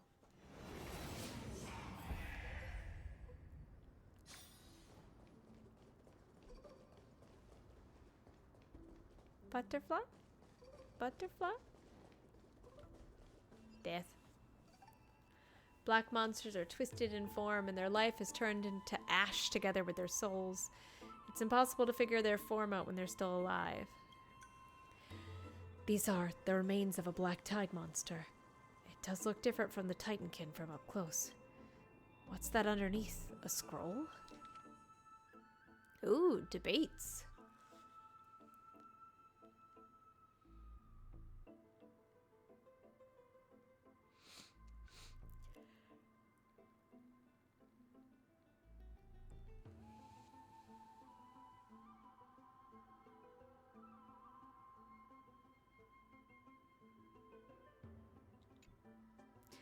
As I expected, the Grove doesn't forbid discussions about the sky.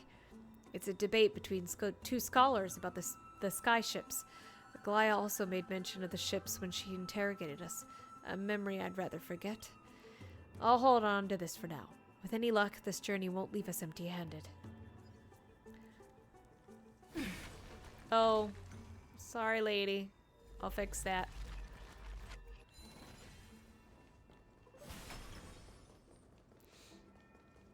I just struck her down. Oh, is it still alive? That's Hyacinth. Why is she surrounded by so many monsters? As much faith as I have in her, it's probably a good idea to help her out here. Really now? This is way more trouble than I could have asked for. Need a hand? Or you could sit back and watch. I'd love that. I can't tell if you're serious or not, but being hard to read isn't without its perks, I suppose. I'm kidding, Danny. Lend me a hand, pretty please. All right, now let's get him. I want to see you fight. I don't think I'll be able to, but that would be really cool. In this mortal form, I will watch over you and guide you on your path. Torment and doubt, farewell. We're just gonna auto. Let's see what damage. Let's see how Locha does with his healing. Receive divinity. Ah! The dead He healed about 400 more than before. I don't know if that's a big difference. bloom. Okay, 3,000's pretty good. Woo, that hurt. As you wish. Embrace a new life. Go, dragon, go. Yeah! Look at all those numbers! Oh, so many numbers. This place is practically in ruins. What happened? There shouldn't be this many monsters here. The Black Tide is remarkably quick to detect the light of Amphorius. So or rather, the blessings of the Sky Priest in me, might have unknowingly called them to me. Anyway, never mind. Anyway, that's not important.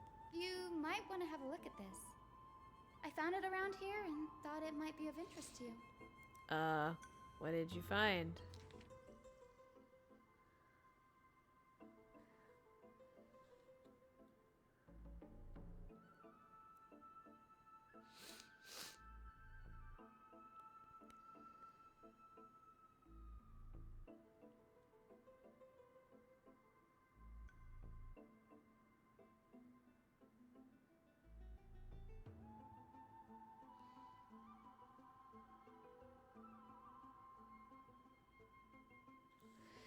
Anaxagoras, you infamous blasphemer, mark my words, you will eventually answer for your sacrilege.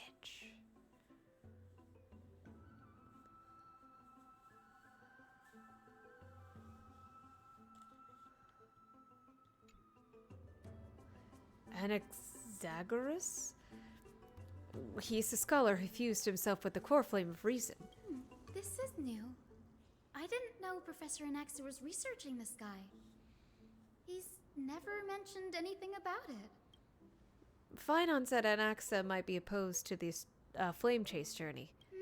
Might is an understatement. Anaxa has never been one to venerate the gods, nor has he ever found it within himself to put any faith in the prophecy.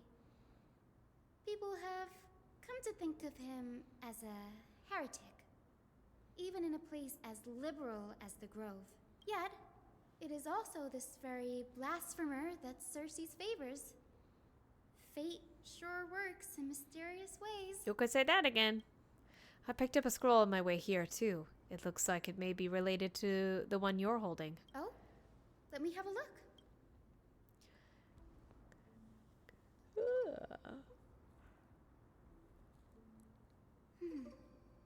looks of them, these scrolls are records of 2 conversations that took place in the same setting, one after the other.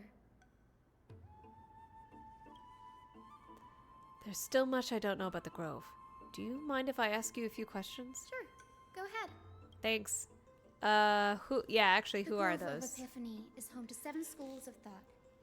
While all 7 schools are founded on the ideologies of Thalesis, the first scholar, each is unique in its own way. Among them, the Venerationists revere and worship the Titans the most. I see.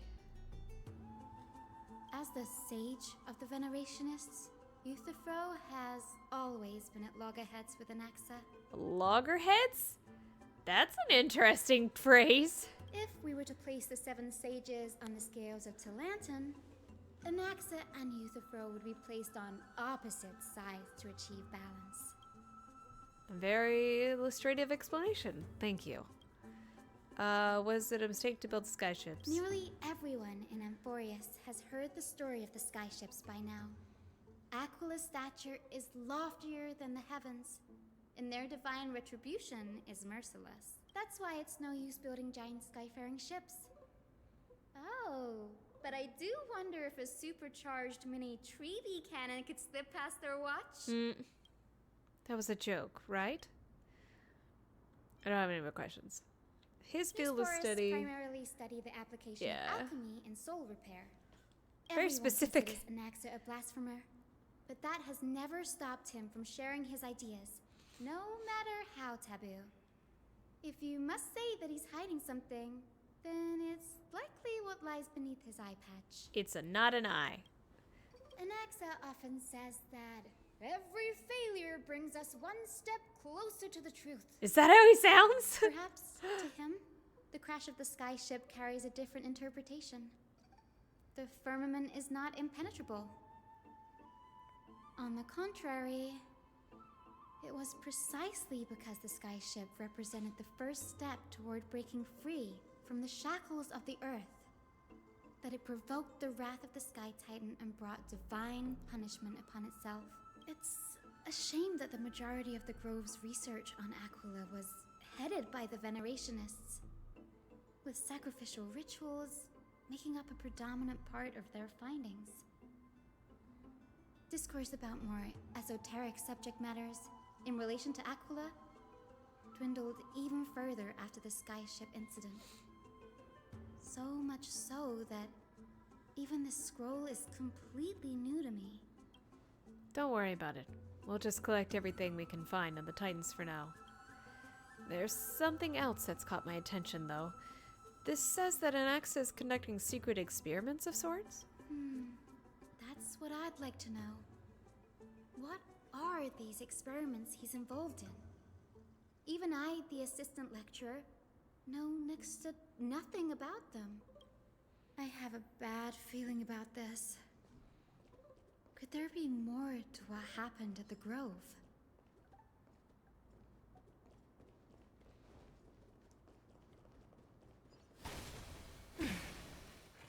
Let me in.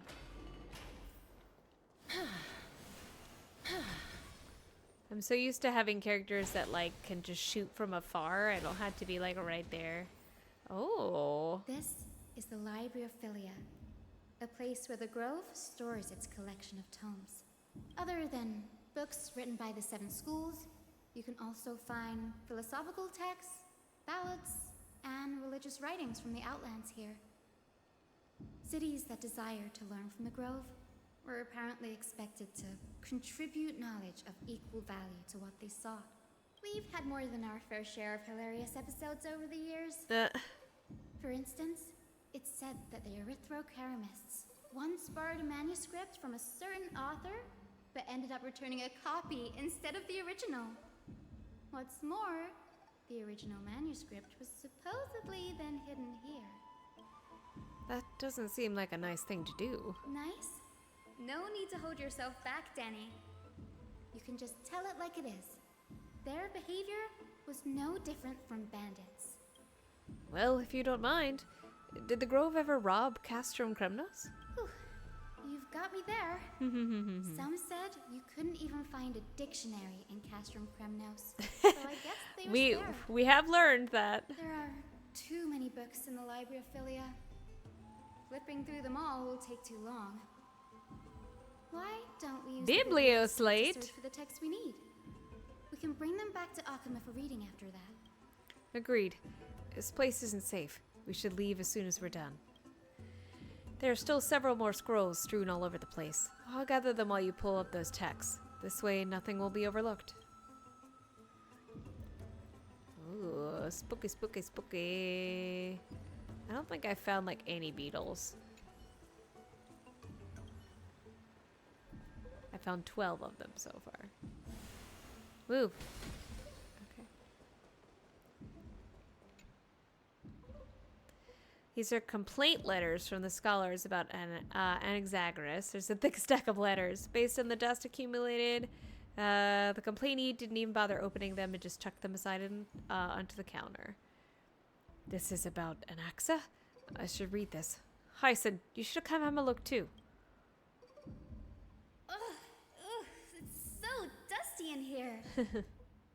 Whoa. Are these all complaints about him? Apparently. I can already see what they must have written.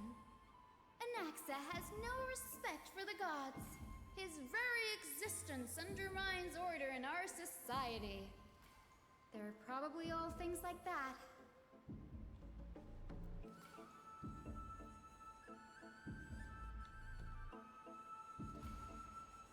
Does Anaxa hold that much influence? Why else would they call him the Great Performer?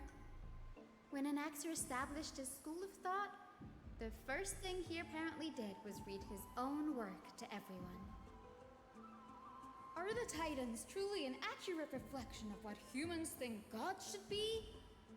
Worlds created by gods are indubitably perfect, but what of Amphorius? Only foolishness and insensitivity everywhere you turn.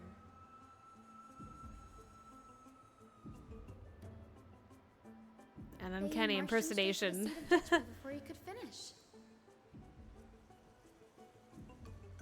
Though what he took on in the end was more of a debate than an actual trial. He had to address every one of the scholars' allegations, or face expulsion from the Grove. The first allegation was... Do you agree that since the she's Titans pretending to created be the him heavens again. and Earth, so the mountains, rivers, and seas must likewise be their creations? Am I supposed to put myself in Anaxa's shoes and answer that? Yes. As told in the mists, the seas, the skies, and the earth are all beyond the shadow of doubt creations of the Titans. Anaxa would have probably been spared a lot of trouble if he had answered this way. Instead, he quoted past instances of the Flame Chase journey and posited that humans had the potential to take over the divinity of Titans. Needless to say, his critics didn't take kindly to his answer, so they followed up with a second allegation. You claim to be studying souls, yet you are, in fact, defiling them and committing acts condemned by the gods. Do you admit it? That's a serious allegation. Did he really do that? Anaxa always wears an eye patch, never removing it, even when alone. How do you know that? Some say he used one of his eyes as an alchemical ingredient. That was correct, apparently. Every being in the world owes their safekeeping to Kifili, and this is even more so for the Chrysos heirs who have divine blood coursing through them. If he has really done something of that nature, then it'd indeed be sacrilegious. Thankfully, they had no way to prove it, so it amounted to nothing more than an allegation in the end. One by one, Anaxa engaged in wars of words against those who would challenge him. Toward the end, a scholar asked him, Anaxagoras, have you any respect for the gods? It was only after a brief silence that he answered, I have never denied that Titans are meant to be noble constructs.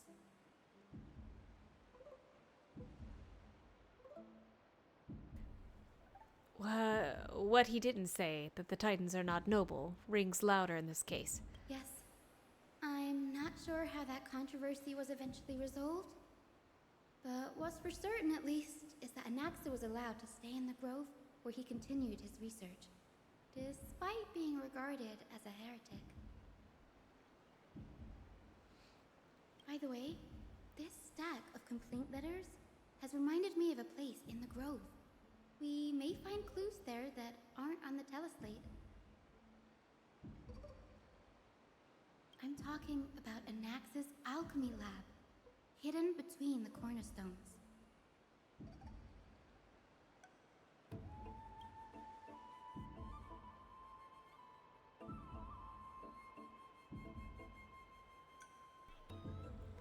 Given the meticulous approach to archiving, could those really be such an oversight right under their noses? It's a well-kept secret. Among the 7 sages, excluding the nominal chief sage, each has a private sanctuary where they can conduct research undisturbed in their free time.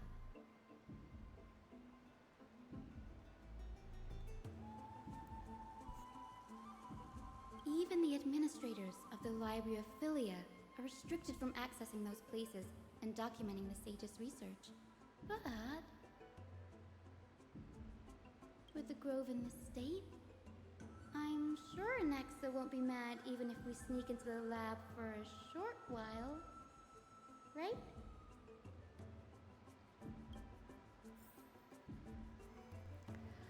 Oh, this trees, it's a maze!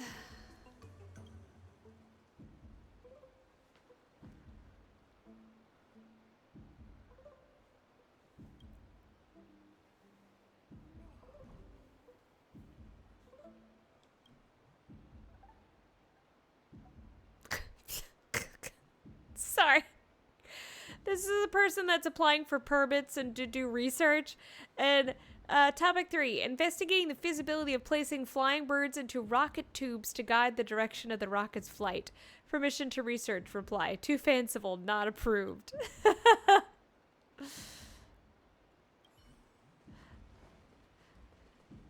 Yeah, that's definitely how to make rockets go.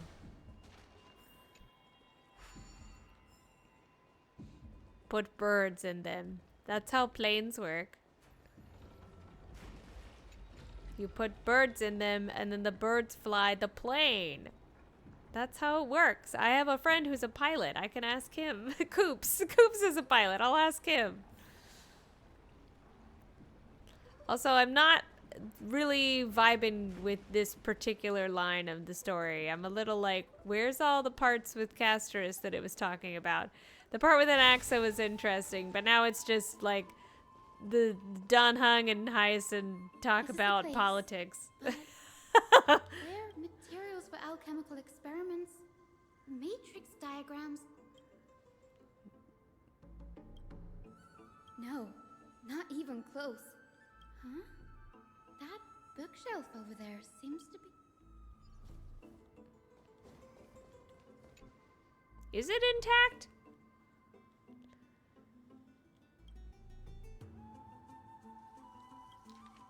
Oh, here we go.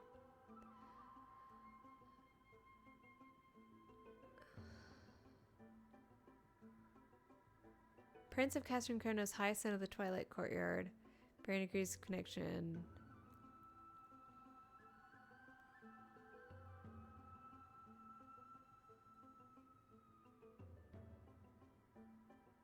Ooh, from Idonia.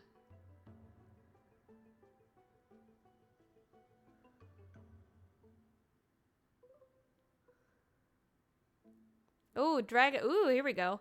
Another text speaks of the dragon legends of Styxia. The alchemical extraction of soul ripped from dragon corpses is intriguing.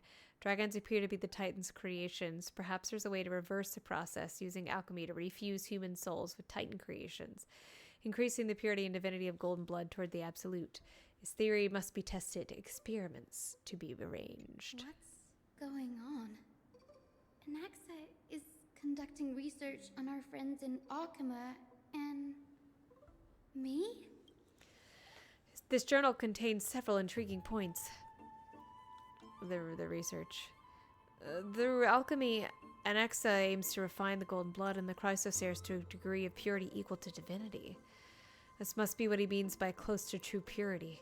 But treating both Titan creations and the human body as material to be used in alchemic experiments? That's rather extreme. Danny, look at this. I have a bad feeling about this. Ah, what is this, Star Wars? Fusing human souls with Titan creation does not purify. Even pure Titan creations are contaminants to the chrysoseres. Cell fusion between humans and creations merely repairs impurities. Man, now he's just going this is even more Full Metal Alchemist. He's trying to create homunculi over here.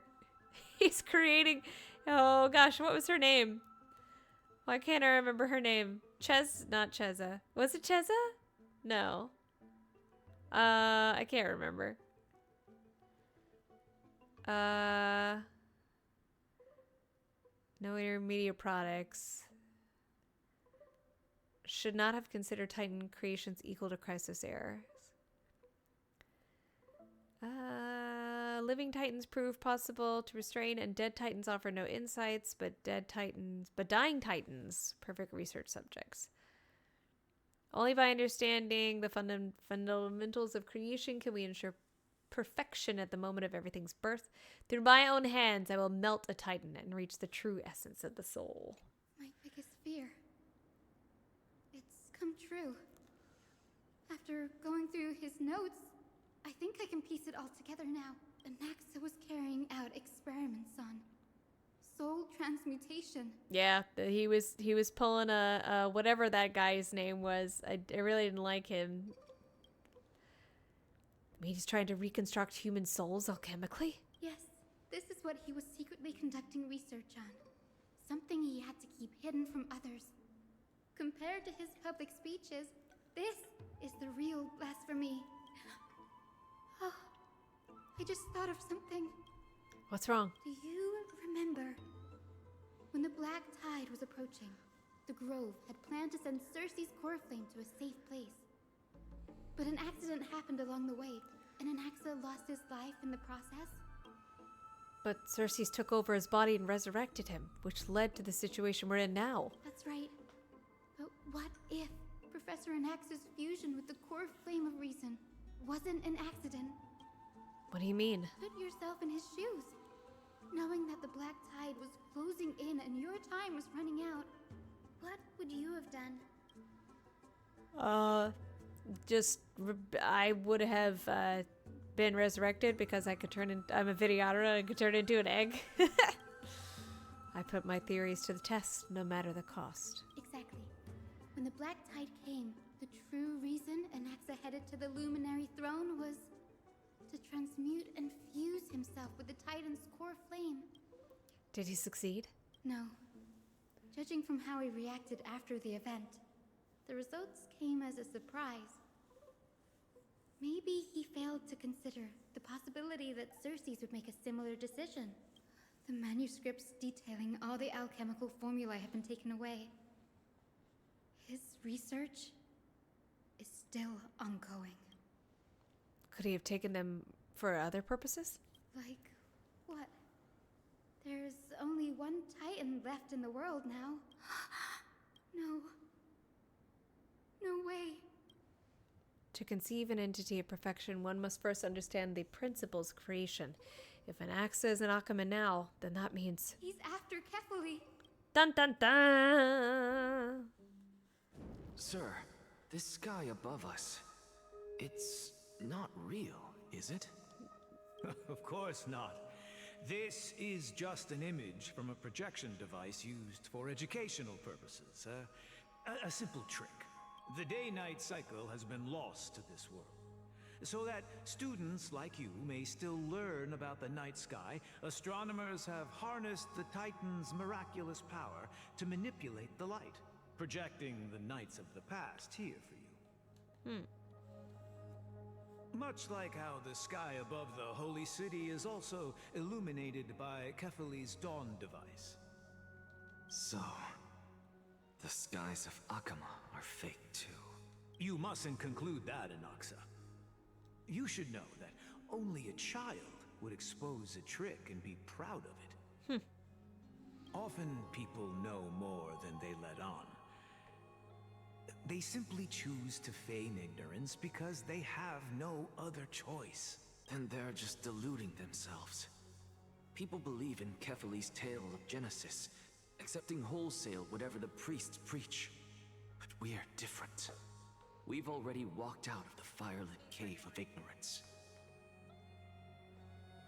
We have already realized that we live in a world where Titans make the rules. Even when we look at the sky, we're only seeing what they allow us to see.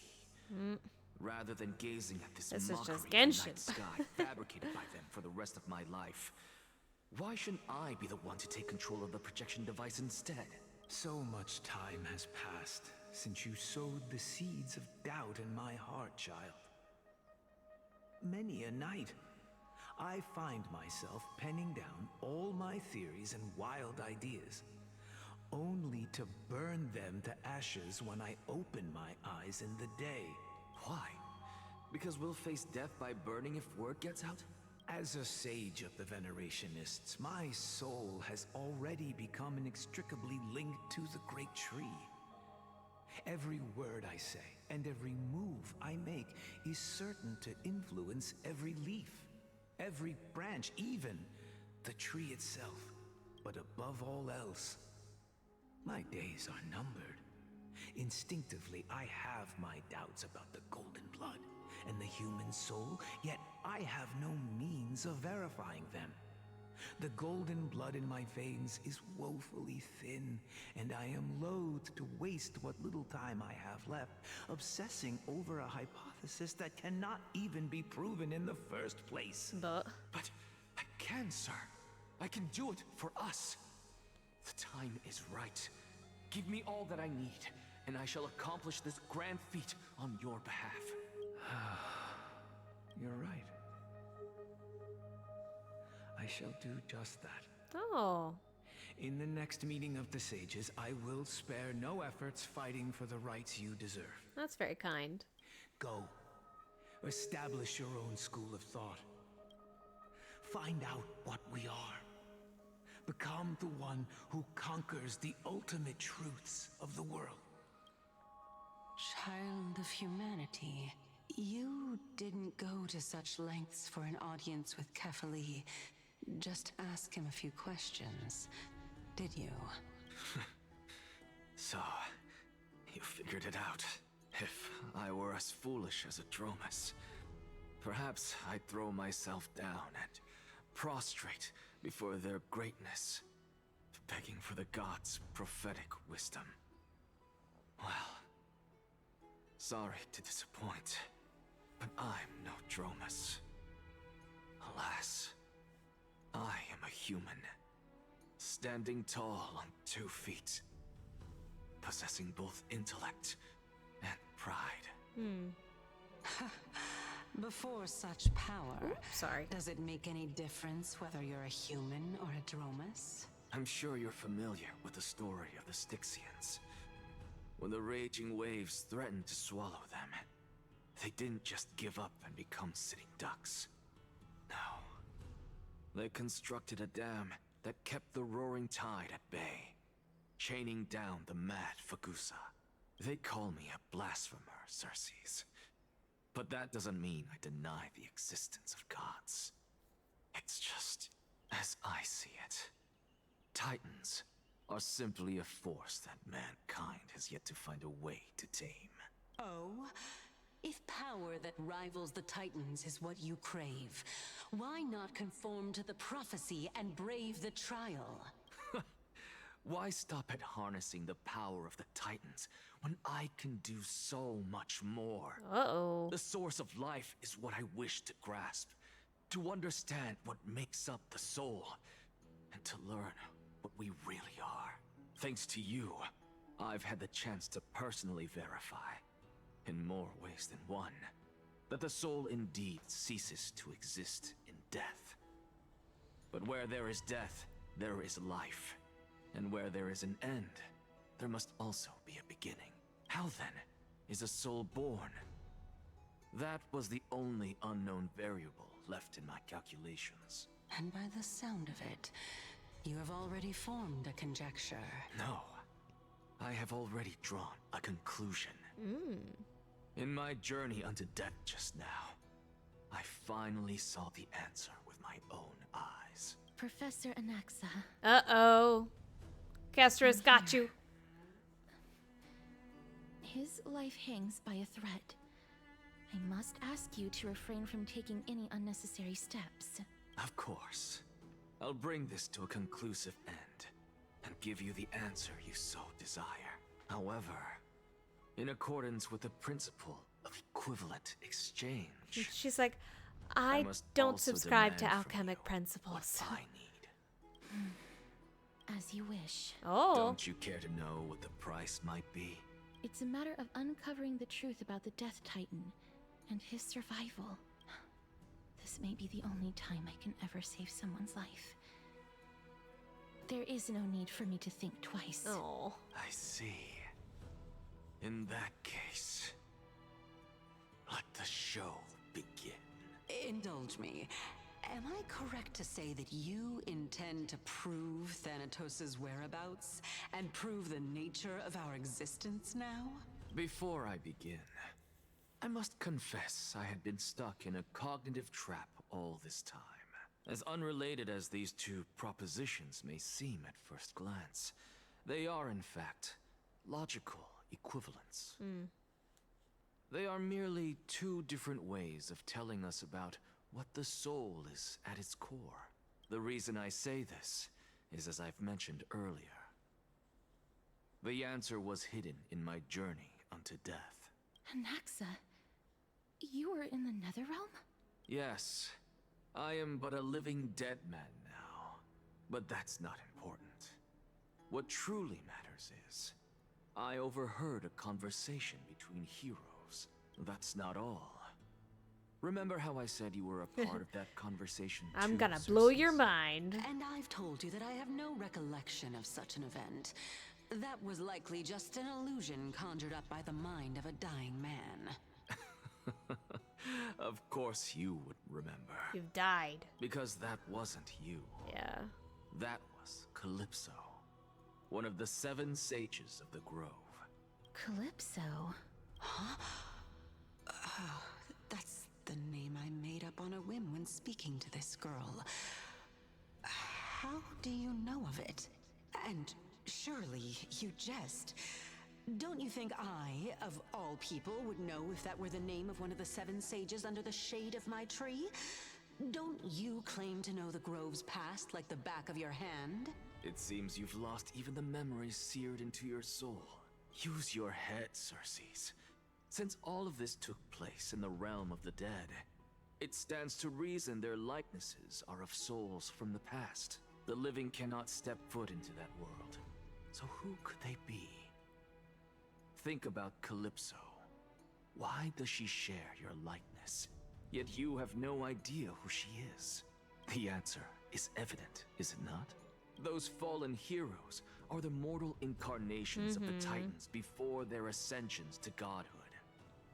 The gods aren't master creators born out of thin air, and they are no different from humans. Because they all evolved from one. Dun dun dun. Does this answer disappoint you? Yes, because you've answered nothing.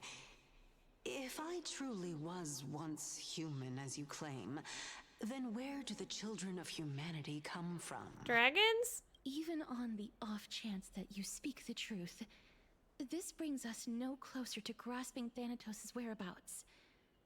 How are we to find them? I knew you would say that. I knew you would say that, because I'm But so it smart. matters not. I know what I'm doing. Actually, why don't we have this supreme being standing before us tell us everything? You can revive a Titan? Humans cannot return from the dead. Neither can gods. But all we need to do is look at this from a different perspective. We need to stand on our and heads. The problem will resolve itself. The solution is simple. Just like what you did to me. If I'm reborn as Kefali, I can rebuild the world and all within it as they once did. Simple, is it not? What are you gonna do, sir? In the meantime, hey, it's me! From Hyacinth and Danhung. Anaxa might be trying to do something with Kefali's divine body. Kefali? But what could Anaxa want? Is the Council of Elders going to sit around and let such a sacrilegious act unfold? That is not possible. He is indeed the great performer, capable of fooling anyone and everyone with his tricks. I'm sorry. No need for guilt, for this is good news to us. The Council of Elders has found themselves a traitorous ally. Anaxa's ambitious desires will be something we can exploit. What we should be doing now is to keep our eyes peeled for whichever trickery Kindness is up to, and react accordingly to thwart her plans. Being Akima's political center, the Demigod Council holds just as much significance as the Vortex of Genesis. Someday, after my duty is over, this site will take the place of the battlefield where you hunt gods. Become the next challenge you ought to overcome. Till then, it's best to get used to this place as soon as possible. Come find us anytime you need something. Okay, bye. What's up, Finon? How are you? Preposterous! The Christos heirs only have their standing because of the Council of Elders. How dare they trample over it? Uh-oh. Wow, these people are shooting daggers with their eyes. It's been a while. Oh, hello. Hello, Olga Vamphorius. But we've never met. What is that supposed to mean? Is this really oh, the sort Oleg of of person that the Vamphorius. young Lord praised as a ferocious warrior? It has indeed been some time, Lord Kratos. Does it really look like Oleg, I guess? Brings you here in such I don't know. Shh, keep it down. Be more vigilant. See those duplicitous dogs over there? They do the dirty work for Kindness. I've already ordered my people to hold them back, but we should still lay low. Unless you're itching for a bloody fight to get a workout in. My bad. So, did something happen? Did you hear He whispered. thunderclaps last night? Hooray, it's Acheron. Someone's going to save us. No, I'm a heavy sleeper. Thunderclaps are beacon signals of strife. They are a message from the young lord. He threw a spear bearing several words at Akama. Watch out. The Flame Reaver is back. Uh-oh. I guessed as much. We didn't actually kill them back at the Kremnos Arena. I figured this is something you would want to know. Mighty had words. Kremnoans never back down from a fight. So if you plan to take that thing down in a battle, reach out to me anytime. You have my gratitude. I will let Aglaya know about this right away. Remind her to be on her toes while you're at it. That vicious Kindness has been unusually active lately. Those lackeys she keeps under cover have been going in and out of the city a lot more frequently these days. Some even seem to be getting Kremnoans to defect to the council. Gasp. That's her. Looks like you can see it for yourself. We should get back. Thank you for the intel, Lord Kratos. Oh, that's right. We are up here, aren't we? All right. What time is it? 8:40. Is this a good stopping point? I don't know if people are actually here. Levin, have you been lurking? Is this a good stopping point for now? I'm back in my point of view, at least. By Catholic to Lenten above, as the Theoros I have observed. Virtuous citizens of Akama, fine Vides, Elysiae, and the Outlander are heading toward us. I'm right here. I can hear you. You got stuff to say? Aglaya, what happened here? I know about the poisonous fangs of that king snake through the golden threads. In the past, I would be confident about keeping her in check, but I admit I am now unable to do so. What do you mean? It is no longer about eloquence or arguments. I have been a demigod for far too long that I hardly have any humanity left. Before I realized it, I have become no different from these hypocrites, no longer capable of relating to the people. This has come a lot sooner than I expected. But perhaps it is time. Ooh. I need you to step up, Finan, in order for me to retreat behind the scenes. Finan in charge? Yes, this is my duty, but... It is far easier for the Council of Elders to fool many than just fool one person. Their so-called more support is no more than a ruse to distribute power using words instead of lances. There is no glory in winning this debate, but that makes having respect for humans so much more priceless. Finan, you are a Chrysos heir without flaw, capable of relating deeply with humans. I don't... She keeps saying without flaw. I appreciate what you've taught me, Aglaya. I hope we'll live up to your expectations and win this debate. Oh man, debate time again. Oh god, we're gonna lose.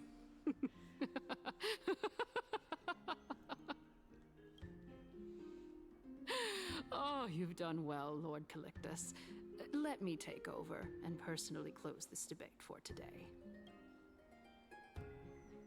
Dearest counselors, let it be known that I sorely miss the blissful times portrayed in lyrical poems.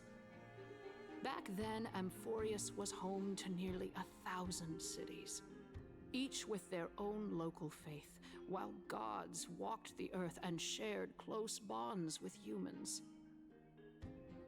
Yet, in the present, people from all over are forced to leave their homeland to seek refuge in the holy city, where they hope to rest under Kefali's protection.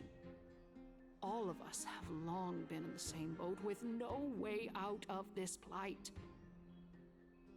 We didn't have a choice in the past, but now, the Council of Elders brings to the table a new possibility. All I have left is one question for you. Would you rather strive toward the unheard of Era Nova, or return to the prosperous Era Chrysia of our past? Make your choice. Hey, hold on a minute. Now, which of the two would lead mortals to an ideal future?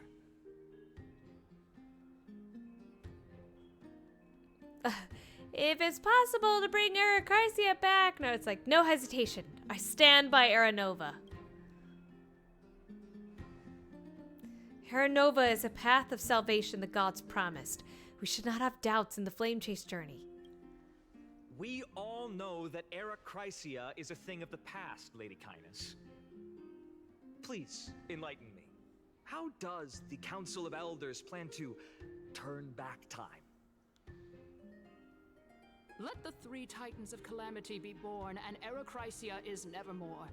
But bring demise to those Titans, and Arachrysia will descend upon us again.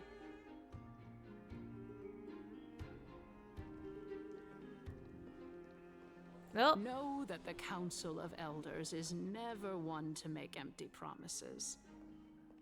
Look at who we have on our side.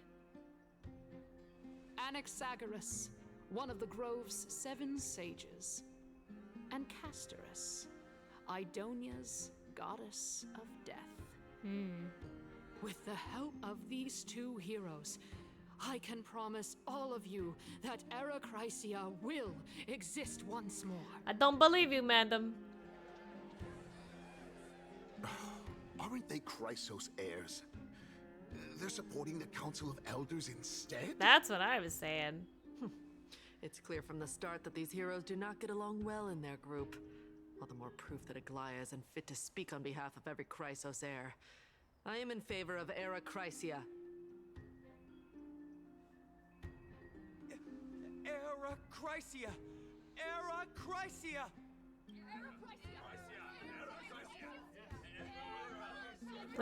the yelling. Hi, Levin. How's it going? Castorus? Why are you standing over there? Oh, He sounds so You hurt. finally arrived, Anaxa. So have you, Cass. Don't worry, Aglaya. Well, I know that you have many queries.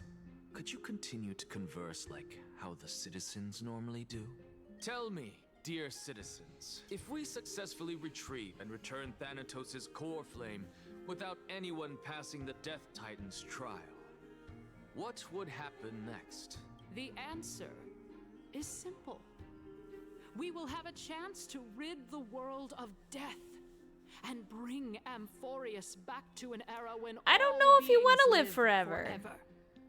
We'll usher in a new future that will be entirely different from the flame chase journey. He's one of the 7 sages. Oh, they're discussing fervently. Your proposal is much too idealistic. As long as the Black Tide still exists, how can we go back to the old days? Remember what I previously said? Kefali's core flame is guarded by the secret power of the Council of Elders. Plus, Fagusa's water curtain will be able to block out any external perceptions. Tell me, dear citizens, have any of you ever seen even a glimpse of the threat that this person is talking about anywhere within the walls of this majestic holy city? I mean, but this place will become the Flame Reaver's target sooner or later. Oh. Could it be that you heard that from the Flame Reaver themselves? What would know? Citizens, let's loudly sing the blessed hymn. Oh, beautiful old world, where are you now? Oh, legendary Eracrysia, return to the mortal realm. After the destruction of the 3 Titans of Calamity, the flame chase journey will have to end.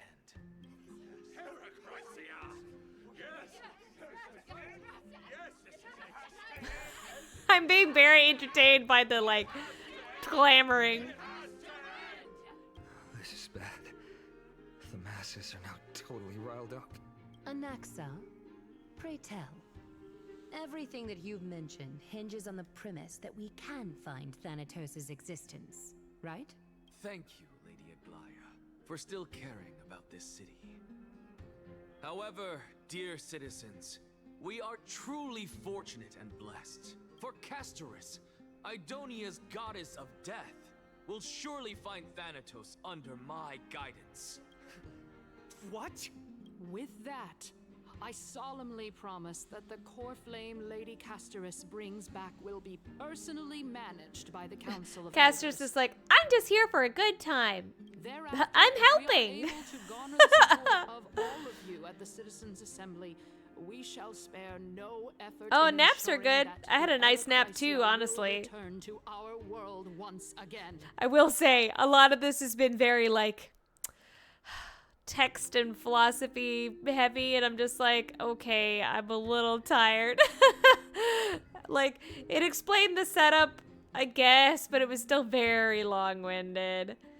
But yeah, I still love Cass's face. Is like, yeah, I'm doing a good job. I'm being a helper.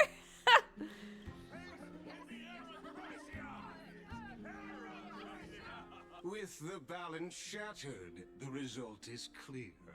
By Kefali and Talent and above, as the Theoros I have observed, Akama has chosen her destiny. Uh-oh. The issue up for discussion at this Citizens' Assembly shall be modified to the suspension of the Flame Chase journey. This resolution shall be put up on the Wall of Heroes, such that all citizens are aware of the city's way forward. To the future. Aglaya, dear Aglaya. Uh-oh. What has caused your heart to soften? You also don't seem to be as quick-witted as before. Wag your tongue as much as you like. Since the Flame Chase journey has been preordained by the prophecy, our failure has never been on the cards. Well then, I guess we'll find out if that's true at the Citizens' Assembly.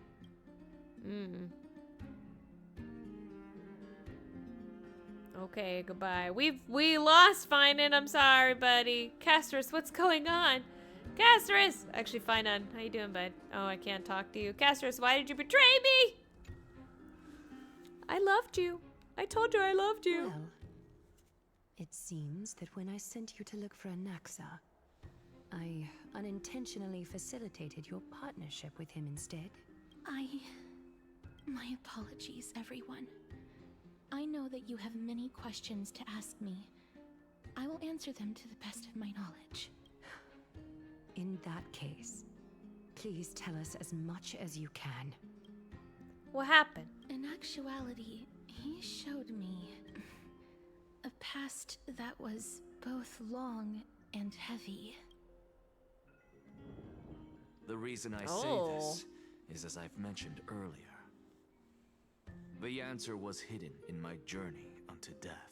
Anaxa, you were in the Netherrealm? Yes, I am but a living dead man now. You said this, okay. No! Cast point of view. Let's go. Have you heard of this tale before? Polixia. A tale about the ocean god's treasured pearl. Our hometown. It was a seaside town which enjoyed the ocean breeze and glorious, peaceful times, thanks to the wisdom of its ruling queen. Until one day, an evil dragon descended upon the town. Its wings were large enough to blot out the sun, while its claws were sharp enough to rip the waves apart. It barged into the tall tower and devoured the queen's beloved daughter. It even settled itself in her bedroom, like a tyrant king. The queen assembled 300 warriors who managed to subdue the evil dragon by chaining it up. However, when the queen slit open the dragon's belly, she realized that the princess had long since been digested, and all that was left of her was a pile of bones. This is just dungeon meshy. The queen wept for several days. It was then that a devious, smooth-talking scholar arrived at the palace and suggested that the princess could be revived through the use of dragon bone. This is just dungeon meshy. That liar called this process the secret art of alchemy. Dungeon meshy meets Full Metal Alchemist. The princess was reborn. The queen was overjoyed, blissfully unaware that the evil dragon's soul still lurked within the princess's body. As revenge, the evil dragon swallowed the poor queen, the glib liar, the courageous warriors, and all of the town's innocent civilians in a single gulp. This art goes hard, though. Worse still, the souls of the deceased refused entry to the Netherrealm because they were filled with regret. Forced to roam the mortal realm, these resentful souls ultimately converged into a river of souls that would not retreat for a long time. The terrifying death had consumed all. Thereafter, our hometown fell into ruin as well. Until...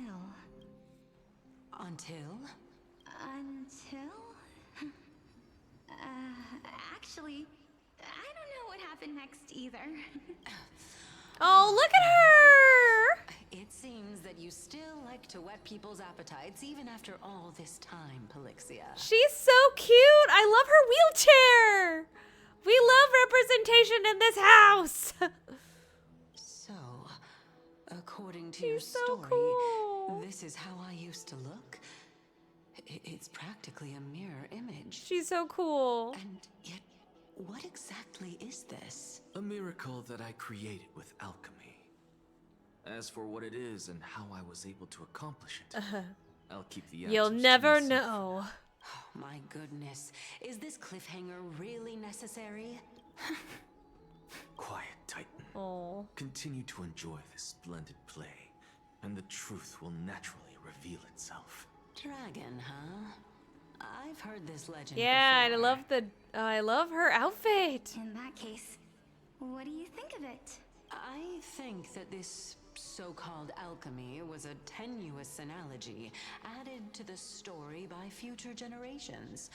After all, you've never heard of a tradition of alchemy in your hometown before, have you? Indeed. Before I left home to pursue my education, I never even knew that anybody was looking into this area of study. She's so cool. I like the little mask is really neat, and you can obviously see like the dragon, like the feathers on the front, and the bones along the side, and even the wheelchair is the wings. That's so cool. Therefore, we can just treat this tale as a fable told to young children. A fable, you say? If so, what moral is it trying to impart to the kids? I guess it might be the concept of equivalent exchange. Oh? I thought the moral might be closer to something like honor the dead. What? At a loss for words? No. I wonder who voices her. I realize that we're both thinking of the same principle. If life is priceless, then there is hardly anything else in this world that is of equal weight to it, right? Indeed. As expected of the wisest scholar in the land. You flatter me. Why don't I ask you a question as well, as a form of equivalent exchange? Of course. What is your question? If I imparted my knowledge of the art of alchemy to you, would you use it to resurrect someone you loved? What? What kind of strange question is this? I got it. You're just trying to get me to tell you whether I like anyone, right? Let's just leave it at that. That was rude of me. Yes, I would. Oh? Death is inevitable. In the days to come, I'm certain that someone whom I cherish deeply will leave me for good if such a mighty power really existed. I think I would use it without hesitation. After all, you, me, and the rest will all have to face that fateful moment eventually. My time is finally here. However, perhaps because of my firm belief in the immeasurable value of life, I am unable to complete the trial.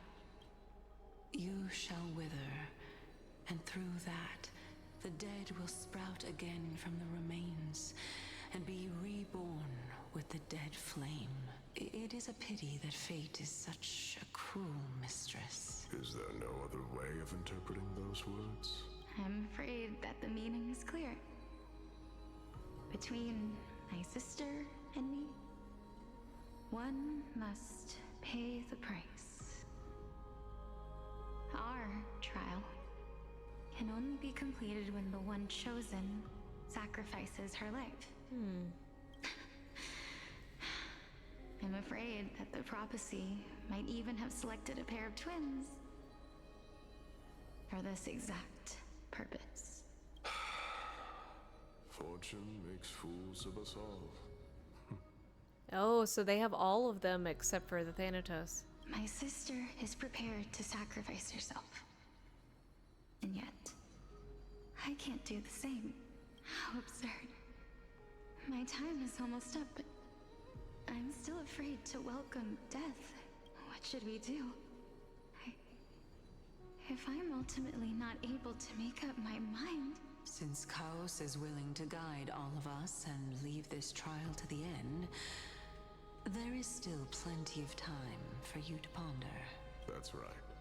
Don't allow the fog of an uncertain future to cloud your mind. Interesting. Trial, prophecy, the topics that they're discussing seem familiar. Strangely familiar, isn't that right? But these three people must not have left their names in the epics. Otherwise, I would have some recollection of this. Amphorius' history before the Titans were born was complete chaos. Is that not strange by itself? I have long held 3 hypotheses about this. However, let's continue watching for now. Calypso, Polixia, and this warrior. I seem to have met him somewhere before. You just met him not too long ago. Regarding this matter, Nias, are you confident that you'll complete your trial? You should know that name. Of course. Though, I am worried about what will happen once I've emerged victorious. Castros, you should know that name. Looks like you have made up your mind. Yes, this is the safest course of action. Completely separating courage, honor, tenacity, sacrifice, and reason. You really know how to make things difficult. Please, young lady, witness my fall and demise. Lady Calypso, you shall host the soul-rending ceremony. I do not understand. Why would you dare to sacrifice yourself for a future that you won't get to witness? Because this is our destiny. The power that resides within me is so intense that I will one day be engulfed by it.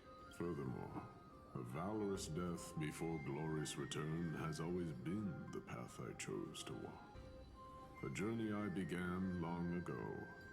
If your sister or Callus were in my position, I believe they would make the same choice as well.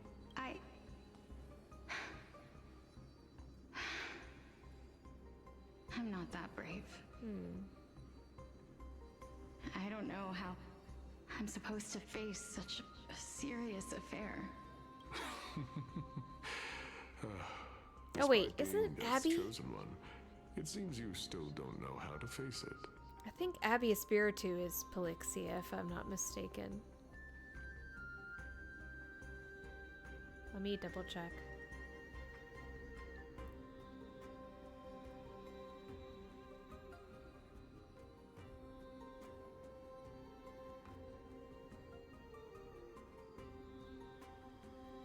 Don't know. I thought in the most recent animation where Polixia like existed, Abby was credited. Let's chat, young lady. Perhaps I shouldn't end my journey so hastily. Since there's still time, I'm not worried about letting fate wait a little longer. Of course. This warrior is Lord Nias. As the embodiment of Nikador's divinity, he entrusted his life to us and allowed humankind to end his madness. That means that what I'm currently seeing before my eyes is in fact... Looks like one hypothesis of mine has already been proven true. These heroes are the true forms of the Titans, before they attain their divinity. If so, the chosen one of death that he speaks of is actually... Polixia? Is the previous form of Thanatos?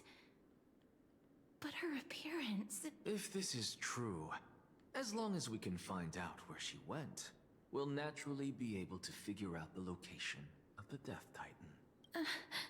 But before that, we first need to witness what ultimately happened to Lord Nias. Okay. Alright, so I think I'm actually gonna end it here.